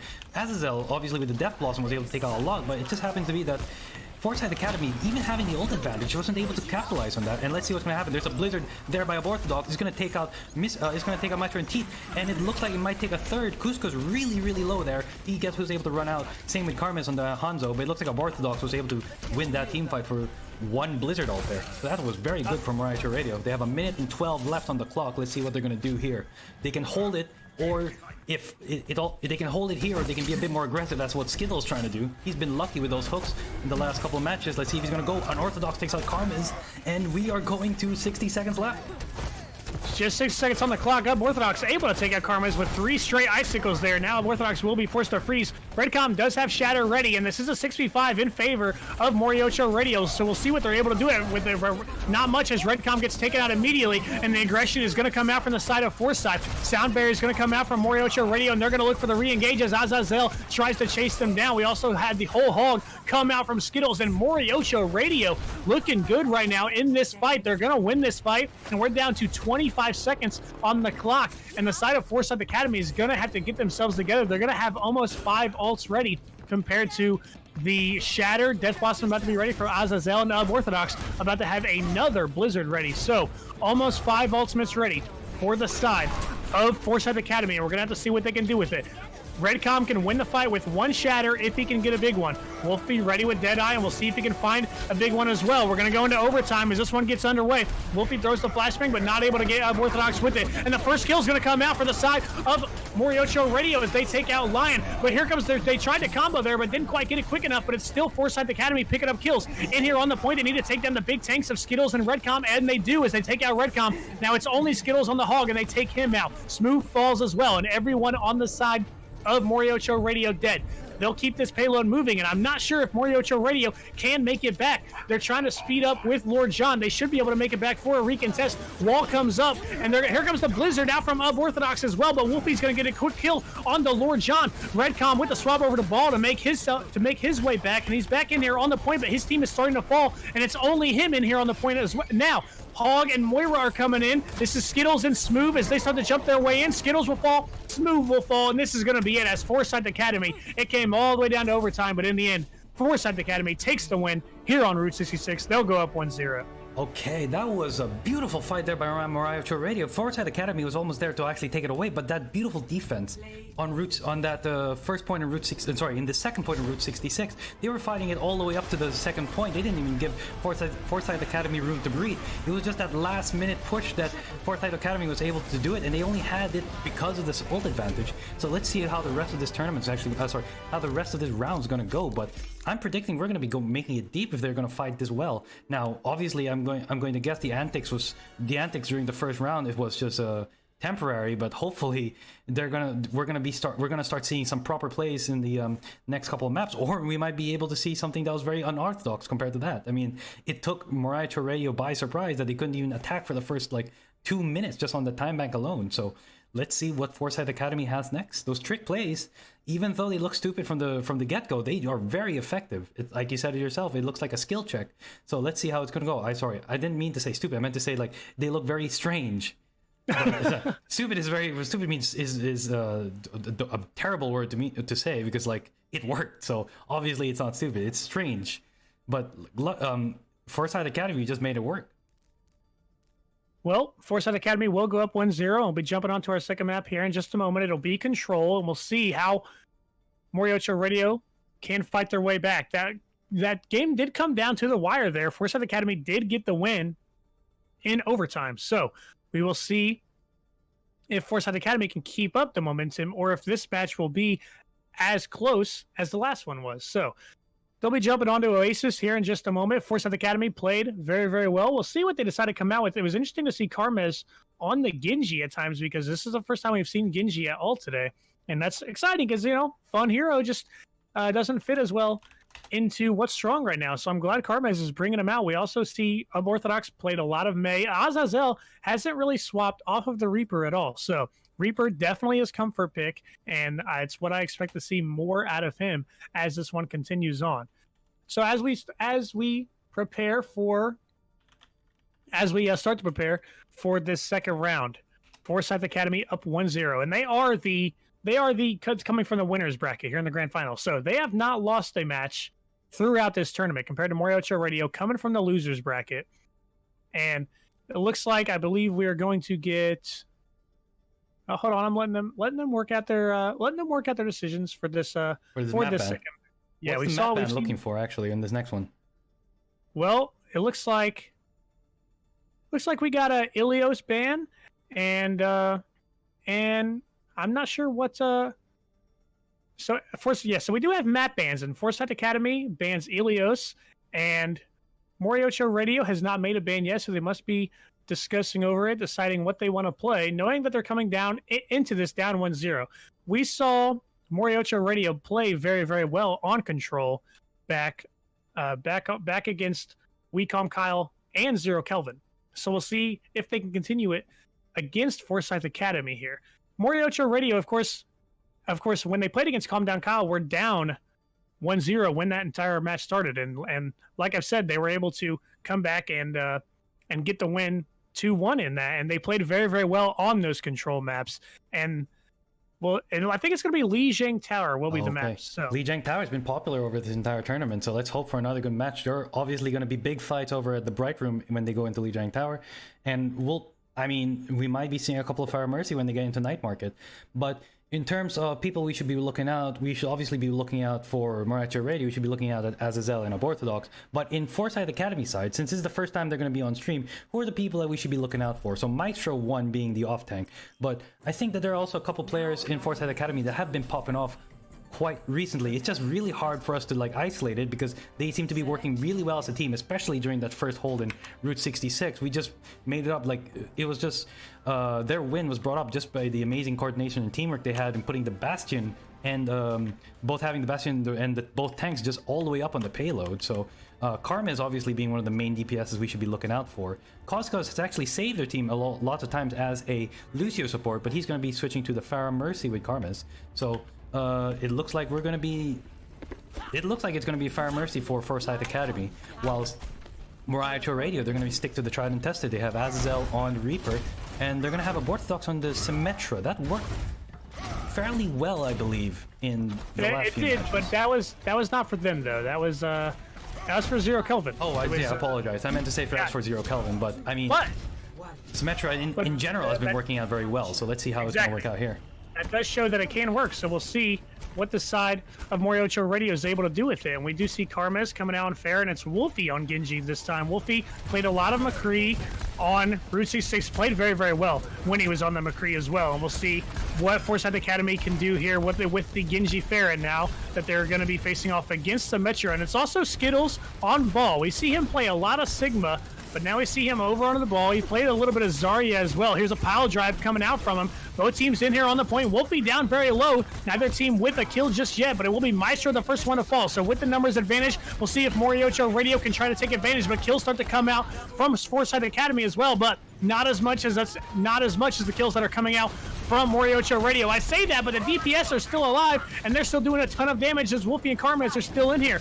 Azazel is trying to take out, Wolfie gets taken out by the pile drive, and now it's a 1v1 as Karmaz goes head-to-head with Skittles, and he'll be able to pick that one up. Orthodox makes his way back to the point on Tracer, but I believe this will be first point going over towards Forsythe. It's a never-ending fight in here on the point as the side of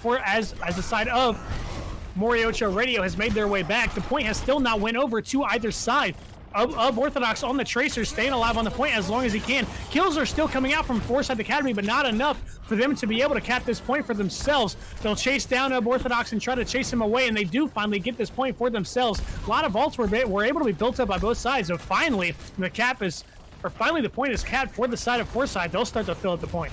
That was a hectic fight by both Forsythe Academy and MoriohCho Radio. At one point in time, it was just Karmaz on point, holding the entire thing together. Luckily, they were able to actually hold it out and sustain. But Forsythe Academy was on the brink to losing. Azazel taking a triple kill, and just for some reason, MoriohCho Radio was able to hold it out. There's the Death Blossom by Azazel, takes out 2 again. Let's see how Forsythe Academy is going to respond. They know they're on the disadvantage. Wolfie was able to take out Redcon, that's 1 tank down, but Skittles still on the Hammond and close to ult could just deny the entire point entirely, and this could just go for them. Let's see how it's going to happen. Skittles is already on point. He's gone spin to win. Looks like Maestro is going to be zoned out, and Teeth is going to be the last one alive, nearly getting taken out by that pile driver, but the shield saving him.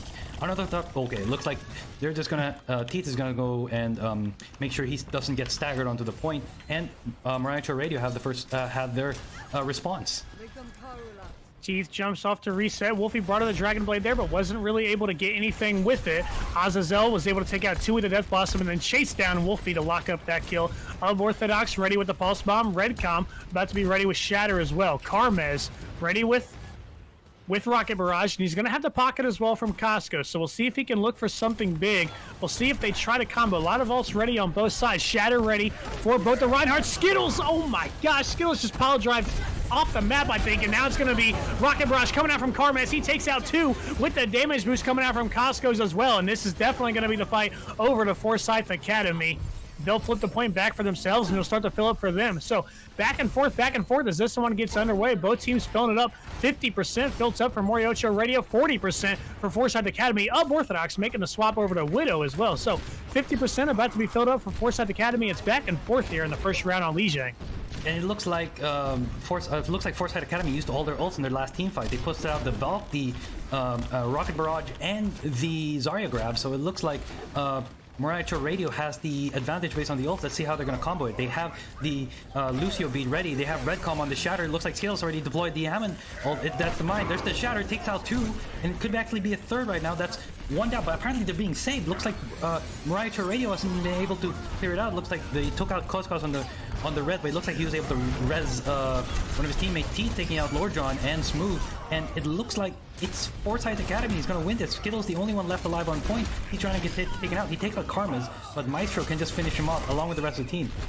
200, like... Teeth After you. Teeth was able to pick up 3 kills. Teeth picked up 3 kills there, and Orthodox was able to get the headshot on the Costco's as well, mid-res. But in the end, it's still Forsythe Academy coming out on top, and now the side of MoriohCho Radio will have to make their way back. They have a couple ults ready, both support ults, and here comes one right now, but they're starting this fight down 6v5 as Skittles is already dead. Deadeye comes out from Wolfie. We'll see if he's able to get anything with it. He is, as he takes out Azazel, but he'll fall in the end as well. Sound Barrier came out from Lord John. Orthodox picks up another kill on the Lion, following the kill onto Wolfie.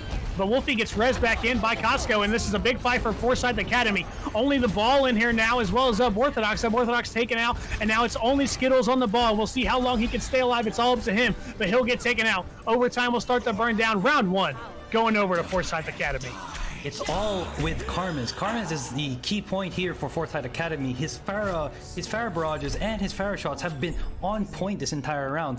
I believe he was the only one left alive during that first initial scuffle with Forsythe Academy and MoriohCho Radio that actually kept them with the point, and they actually won that first team fight. So they need to start pressuring Karmaz MoriohCho Radio have to start pressuring Karmaz, or else they won't be able to get past it. Azazel is doing such a great job picking out the back line, but if they can't take out Karmaz, then that means that they're going to be in for a very dirty fight that just they won't be able to sustain long enough for. So it's MoriohCho Radio is going to have a tough hill to climb here if they want to make it to a third. If they want to make it to the champions, to become champions in this in the community clash.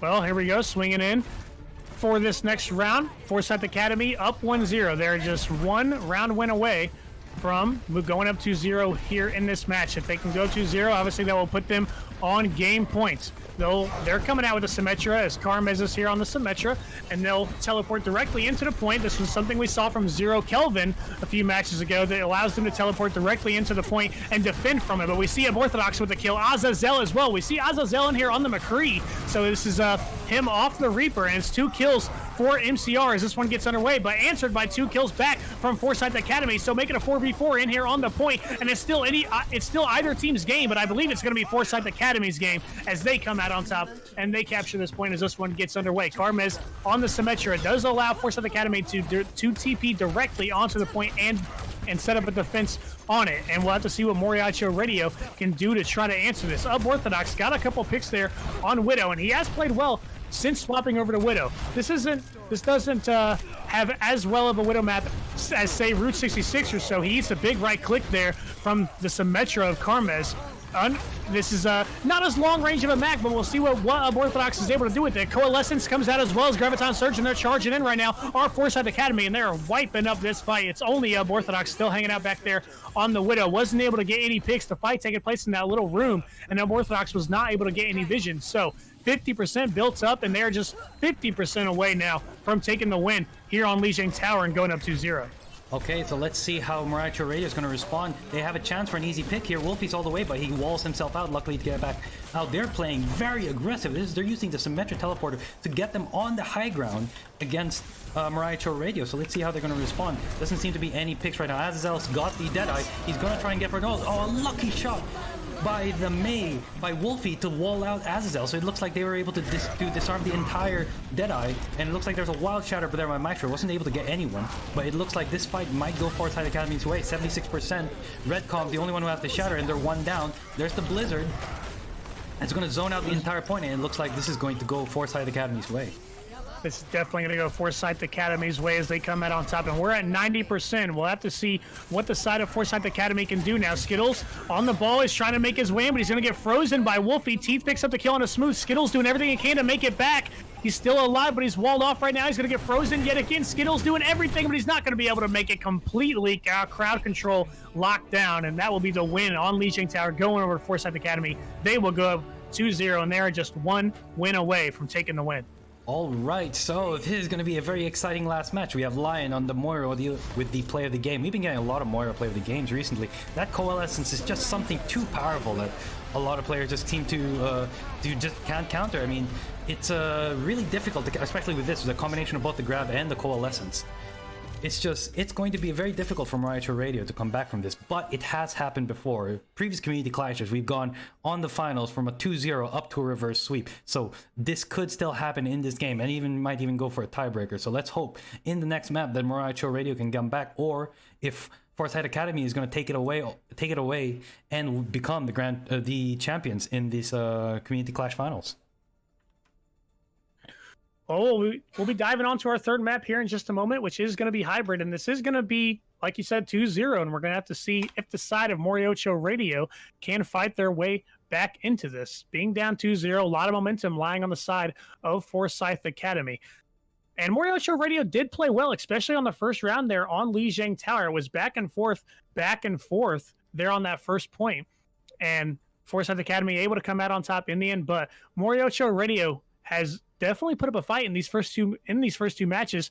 You would think that these were more of stomps with how Forsythe Academy is just up 2-0, but MoriohCho Radio has definitely kept up throughout this, and we'll have to see if they can fight their way back into it. They just need a couple fights to go their way, and they could have a map under their belts. They're going to have to win 3 maps in a row now if they do want to win, if they do want to take the championship here in the grand finals.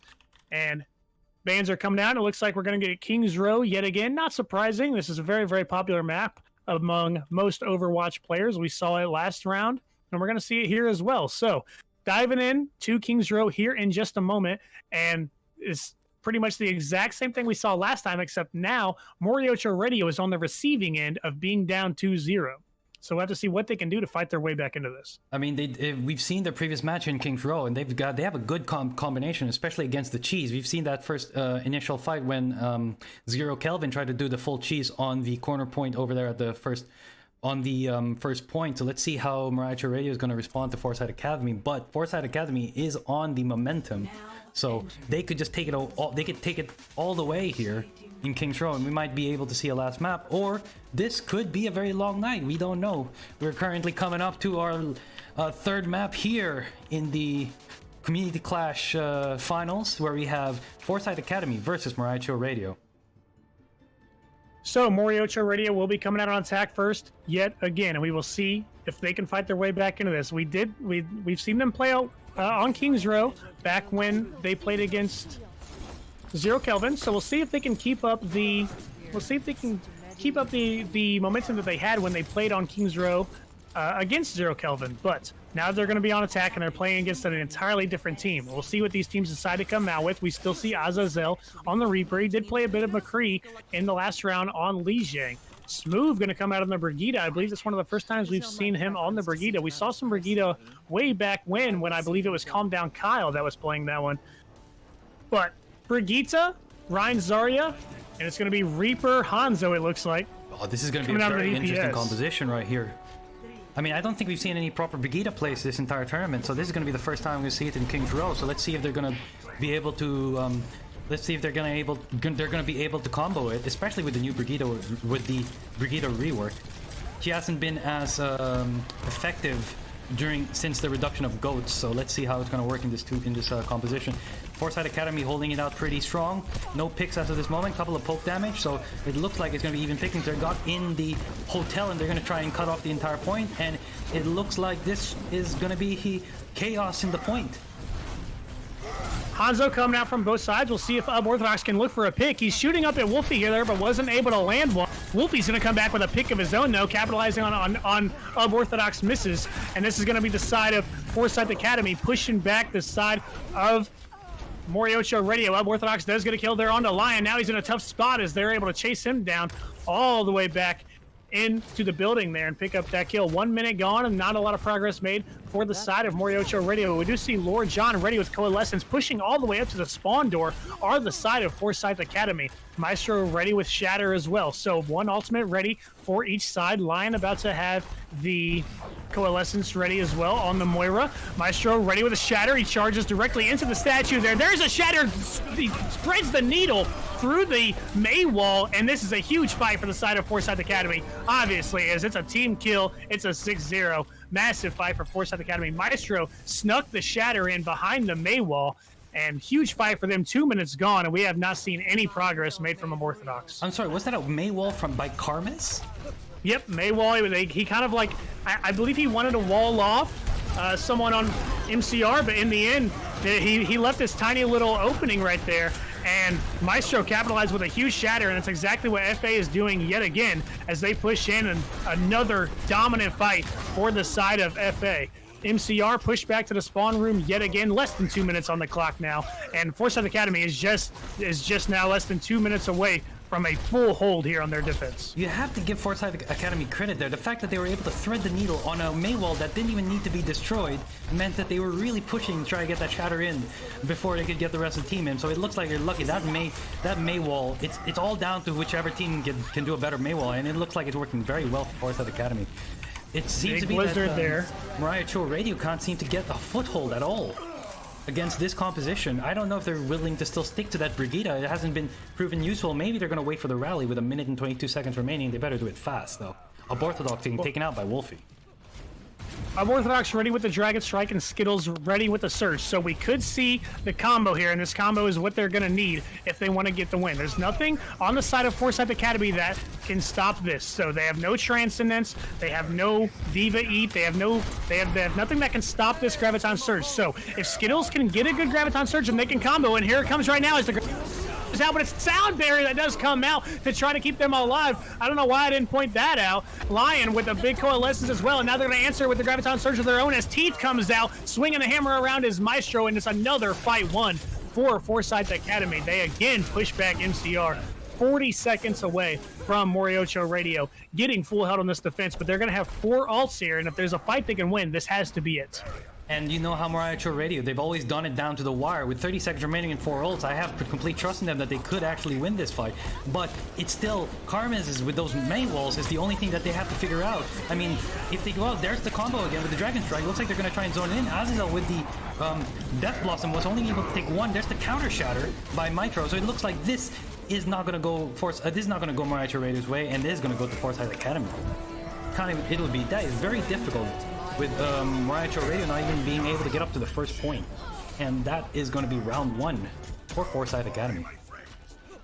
So MoriohCho Radio gonna get full held on their attack. Tough break there for them. Orthodox came out on the Hanzo, and I was looking for him to get some picks as that one went underway, and he was shooting up at Wolfie, who was on the high ground. Orthodox just kind of missed every single shot and wasn't able to capitalize and get these picks that the Hanzo was supposed to get. So now it's going to be Forsythe Academy on the attack, and we'll have to see what the side of MoriohCho Radio can do. They're going to have to hold this for 4 minutes, and that's only for a draw. So we'll have to see, and if they are able to hold this for 4 minutes, then we'll have a tiebreaker. But that's a long way to be seen, as the side of Forsythe Academy is just going to have to get 1 tick. And we'll have to see what MoriohCho Radio comes out with. We'll see if they come out with some cheese. We see Azazel immediately going for the Bastion, Red Com on the Torb. So that's going to leave Orthodox and Skittles to make a pick. I was wondering if Redcom was going to play Torb and we were going to see Orthodox play a tank, but it looks like it's going to be Skittles that actually is going to play a tank. And so we are going to see Orthodox play tank as he makes the swap over to Ball. And Skittles, someone we've seen him play a lot of Sigma and a lot of Zarya, but now he'll come out in the DPS and he will play Doomfist. So we see a Bastion coming out from the side of MoriohCho Radio, the side of Forsythe with a Bastion as well. This is going to be interesting. It looks like the entirety of MoriohCho Radio have decided to just switch up their team roles with their DPSs playing tanks and their tanks playing DPSs. So let's see how it's going to go. Skittles got... What is happening here? They've decided to just hold up in the hotel? Okay, well, I want to see what's happening here. It's an interesting form of cheese. I think they might just be letting Forsythe have it. I'm not sure. Forsythe is going to swing in towards, and looks like they're going to cap this first tick, and that's going to be it. I guess. So it looks like MoriohCho Radio is just letting Forsythe have it there in the end. So Forsythe Academy takes the win, and that's going to give them the 3-0 win, and that's going to be the tournament. Forsythe Academy are your champions. Congratulations, Forsythe Academy. You guys have won the winner's bracket all the way. I believe you guys only dropped a single map this entire tournament, so you guys are the grand final winners. You will receive a Discord role in the sidebar, and you will be receiving 2 loot boxes for free by our esteemed tournament admins. So congratulations to both Forsythe Academy and to MoriohCho Radio. You guys, MoriohCho Radio, coming from the losers bracket, still winning a lot of their games. You have to give them credit. They are a good team. It's a pity that we weren't able to see them go all the way deep this round, but you have to give them credit. They are a very good team to make it all the way to the finals. So congratulations to both teams. So yeah, Elite, I mean, how were the games, the last 3 rounds?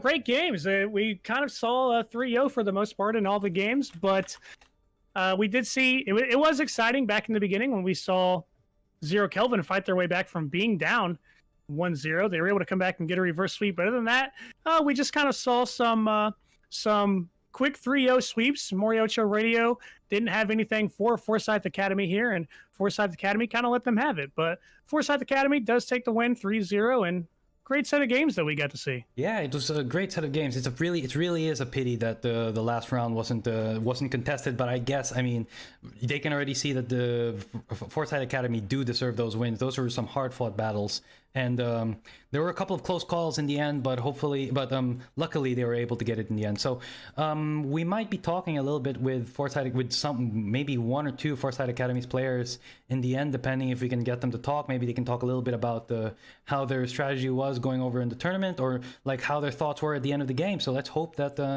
we can get them in the casting. But Elite, thanks very much for joining us in the cast here in the Community Clash. I believe this is your first time joining us here. This is our like 4th iteration, and it's great that we're changing things up a bit, and it's great to finally have another play-by-play caster with me whilst doing this entire tournament. It was a lot of fun. I had a lot of fun playing.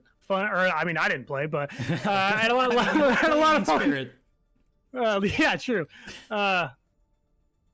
Yeah, a lot of fun. A lot of fun to watch these games. Had a lot of fun casting, and we'll see what the future holds. All right, so we're just getting ready to bring in Lion from Forsythe Academy in here to talk a little bit about how he's playing. So we're just gonna ask a couple of questions and let them have the stage, and after that, we'll just have a little bit of banter, and then we'll end the night. So thank you very much if you guys have stuck around since the early this evening or early this afternoon, if you guys are in NA, for watching a couple of these matches. Again, a lot of these are for good fun, for good banter, and for reputation. So all teams deserve the respect that they have, and they've been doing very well. A lot of these teams, this is your first tournament experience ever in Overwatch. So it's great that we can build up a very a foundation for them to maybe go in deep sometime in open division or in like tier 3 tournaments. I mean, Elite, you have experience of casting a little bit of the open division as well, so I'm very sure that it's like tournaments like these are usually what like beginning teams need to start off so that they can get into the big leagues. Exactly, that's exactly true. This is where teams come in, and you might not always some, but if you do lose, this is where you learn from it. This is where you learn, and this is how you get better to get better and get the experience and get the talent to play against those bigger teams like Forsythe Academy. We've seen Forsythe Academy play very, very well, and that is exactly what they did. All right, so speaking of Forsythe Academy, I'd like to introduce Lion8769. Welcome to the cast. So you're the team captain for Forsythe Academy, right? I am, yes. Okay, so congratulations, by the way, for the win. You guys had a very hard-fought victory. I believe you guys only dropped a single map this entire run of the tournament, am I right? I don't think we did drop a single map. I think we went undefeated. Oh, that's great. Anyway, so just I'm just gonna ask you a couple of questions, and Lee's gonna ask you a couple of questions. But first and foremost, how do you feel about this win? You guys think you did very well going up against MoriohCho Radio? Yeah, I think we did pretty good. Like, obviously, like we're kind of new team. We're just trying to like test things out. We're just trying to enter tournaments like this, and it's nice when we can win like this. Okay, great. So I just have a couple of questions. So once you guys were going through the tournament undefeated, do you guys think that it was like a combination as a new team? Do you think there were some kinks to iron out, or do you think that you guys had such great synergies going off that maybe it was maybe you guys can like bring it to you guys might be able to bring the win in a couple more tournaments later on? Yeah, I mean, obviously we're not like a perfect team, right? But I think there's definitely some things we can improve on. Like every team's got stuff they can improve on, but I think we played pretty well. Okay, great. So let's get down to the specifics on the game. So first and foremost, we gotta go talk about Route 66. What were you guys doing on the very first map? That was insane that you guys were that far forward. You guys understand that you guys were on defense, right? Because you guys had the setup perfectly for offense. Yeah, so what we try to do, there's basically like we know that if you die like before they push it very far, you have plenty of time for a second recontest there. So that was kind of our strategy. We knew we might lose a fight, but we thought if they kill us, we'll just switch back to a normal comp, and then we'll have time to recontest again. But setting up the Bastion on the payload and then having, I believe it was a Torbjorn somewhere around on the high ground over at the very beginning of spawn. Were you guys like worried that you were risking a bit too much just for a strat like that? For like, I mean, depending on the game, you guys did hold them for such a long time, but they were able to get it in the end. But still, was that worth the risk? I mean, yeah, you know, like how on like Havana, like teams like to hold right out front a lot, like, and then just swap back because they have time for a recontest. We're just trying that like same strat on Route 66, you know, like we knew to have enough time for a recontest, so yeah. Okay, great. So your team did really well, by the way. I'd like to just comment on both Karmez and Wolfie as your main DPSs, and Meister's doing very well in tanking, and also Koskos who had such great support ults. I believe a lot of his Lucio beats were able to save you guys from a couple of team fights. So do you guys think that there's some improvement that you guys need to do going forward, or maybe I think your team composition is great? What do you think about it? I mean, obviously, like I said, like there's always room to improve, but like yeah, I think we played pretty well. I think there's definitely some stuff we can work on. We'll just try to work on playing better moving forward. You guys are in your name. It says like it's Forsythe Academy. Is there like a Forsythe main team, or is Yes, it like... there's a Forsythe main team. Yes. Okay, cool. If you could just explain a little bit of like what the Forsythe esports team is and how you guys are like the academy team, or like... I mean, I was just brought in as like a recruit for the Forsythe team. I wasn't. I really don't know much about it, but to be honest, well, I do know a bit about it, but like they actually set up their own tournament that they're going to be running soon for like $1,800. So. Oh, that's gonna be great. I hope you guys, if you guys are attending that tournament, I hope you guys go in deep and maybe win back a little bit of the 1,800. So yeah, I'm guessing your team is mostly NA, am I right? Yeah, we're NA. Okay, perfect. Anyways, congratulations, Elite. Do you have any questions? I guess. No, you pretty much covered anything that I was going to cover. So all I can say is great play and congratulations. Yeah. Well, also just one last thing. Do you guys have any idea what happened on that very last round in King's Row, where everyone was where all of MoriohCho Radio was just in the hotel, or was it just like as confused you, or were you guys just as confused as I was? I mean, they've kind of been like complaining about ping. They were just like talking in chat about how like they didn't really think they could win. I just don't really think they were trying that much. Yeah. Well, it's a pity. They have the potential. I mean, I understand that it was like an EU-NA thing, but I guess it's a pity that they weren't able to contest that last point. But still, you guys did very well over the tournament, and you guys did extremely well. So congratulations, and thank you very much for attending the Community Clash. Yeah. Thank you for having us. Okay, great. So hopefully we'll see you guys in future iterations of the Clash. But I wish you guys good luck in the Tier 3 scene and the Open Division scene, and hopefully we'll see you guys win big in the future. All right, thank you very much. All right.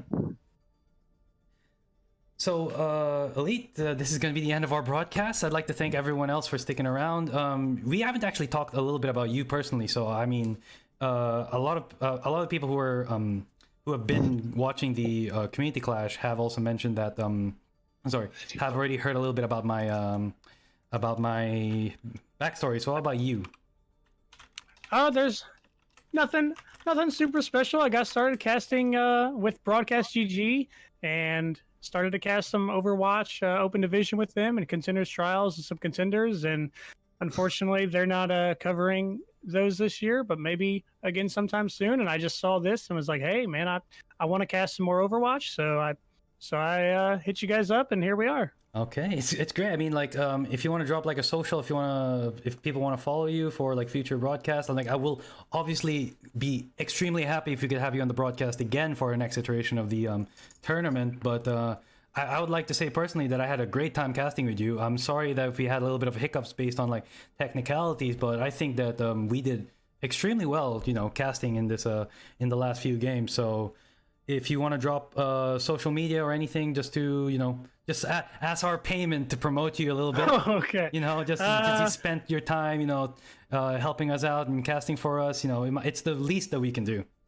Nothing special. I have a Twitter at EliteTwitch_ because I'm not cool enough to get the name just Elite, but that's about it. Other than that, I had a great time casting just like you did. All right. So again, thank you very much. And to you guys watching at home, thank you very much for sticking through with us here at the Overwatch Discord. And thank you very much for watching the last match of the Community Clash. So just a heads up, I know that a lot of the world is currently under a lockdown or in a social distancing method. So I would like to advise everyone just to stay safe, stay healthy, play as much video games as you can, since probably this may be the last time we'll be able to actually have a lot of people online at the same time. But thank you very much on behalf of the team, on behalf of the casters. So this is Poxy and Elite, and we'll be signing out. So thank you very much, guys, and have a nice night.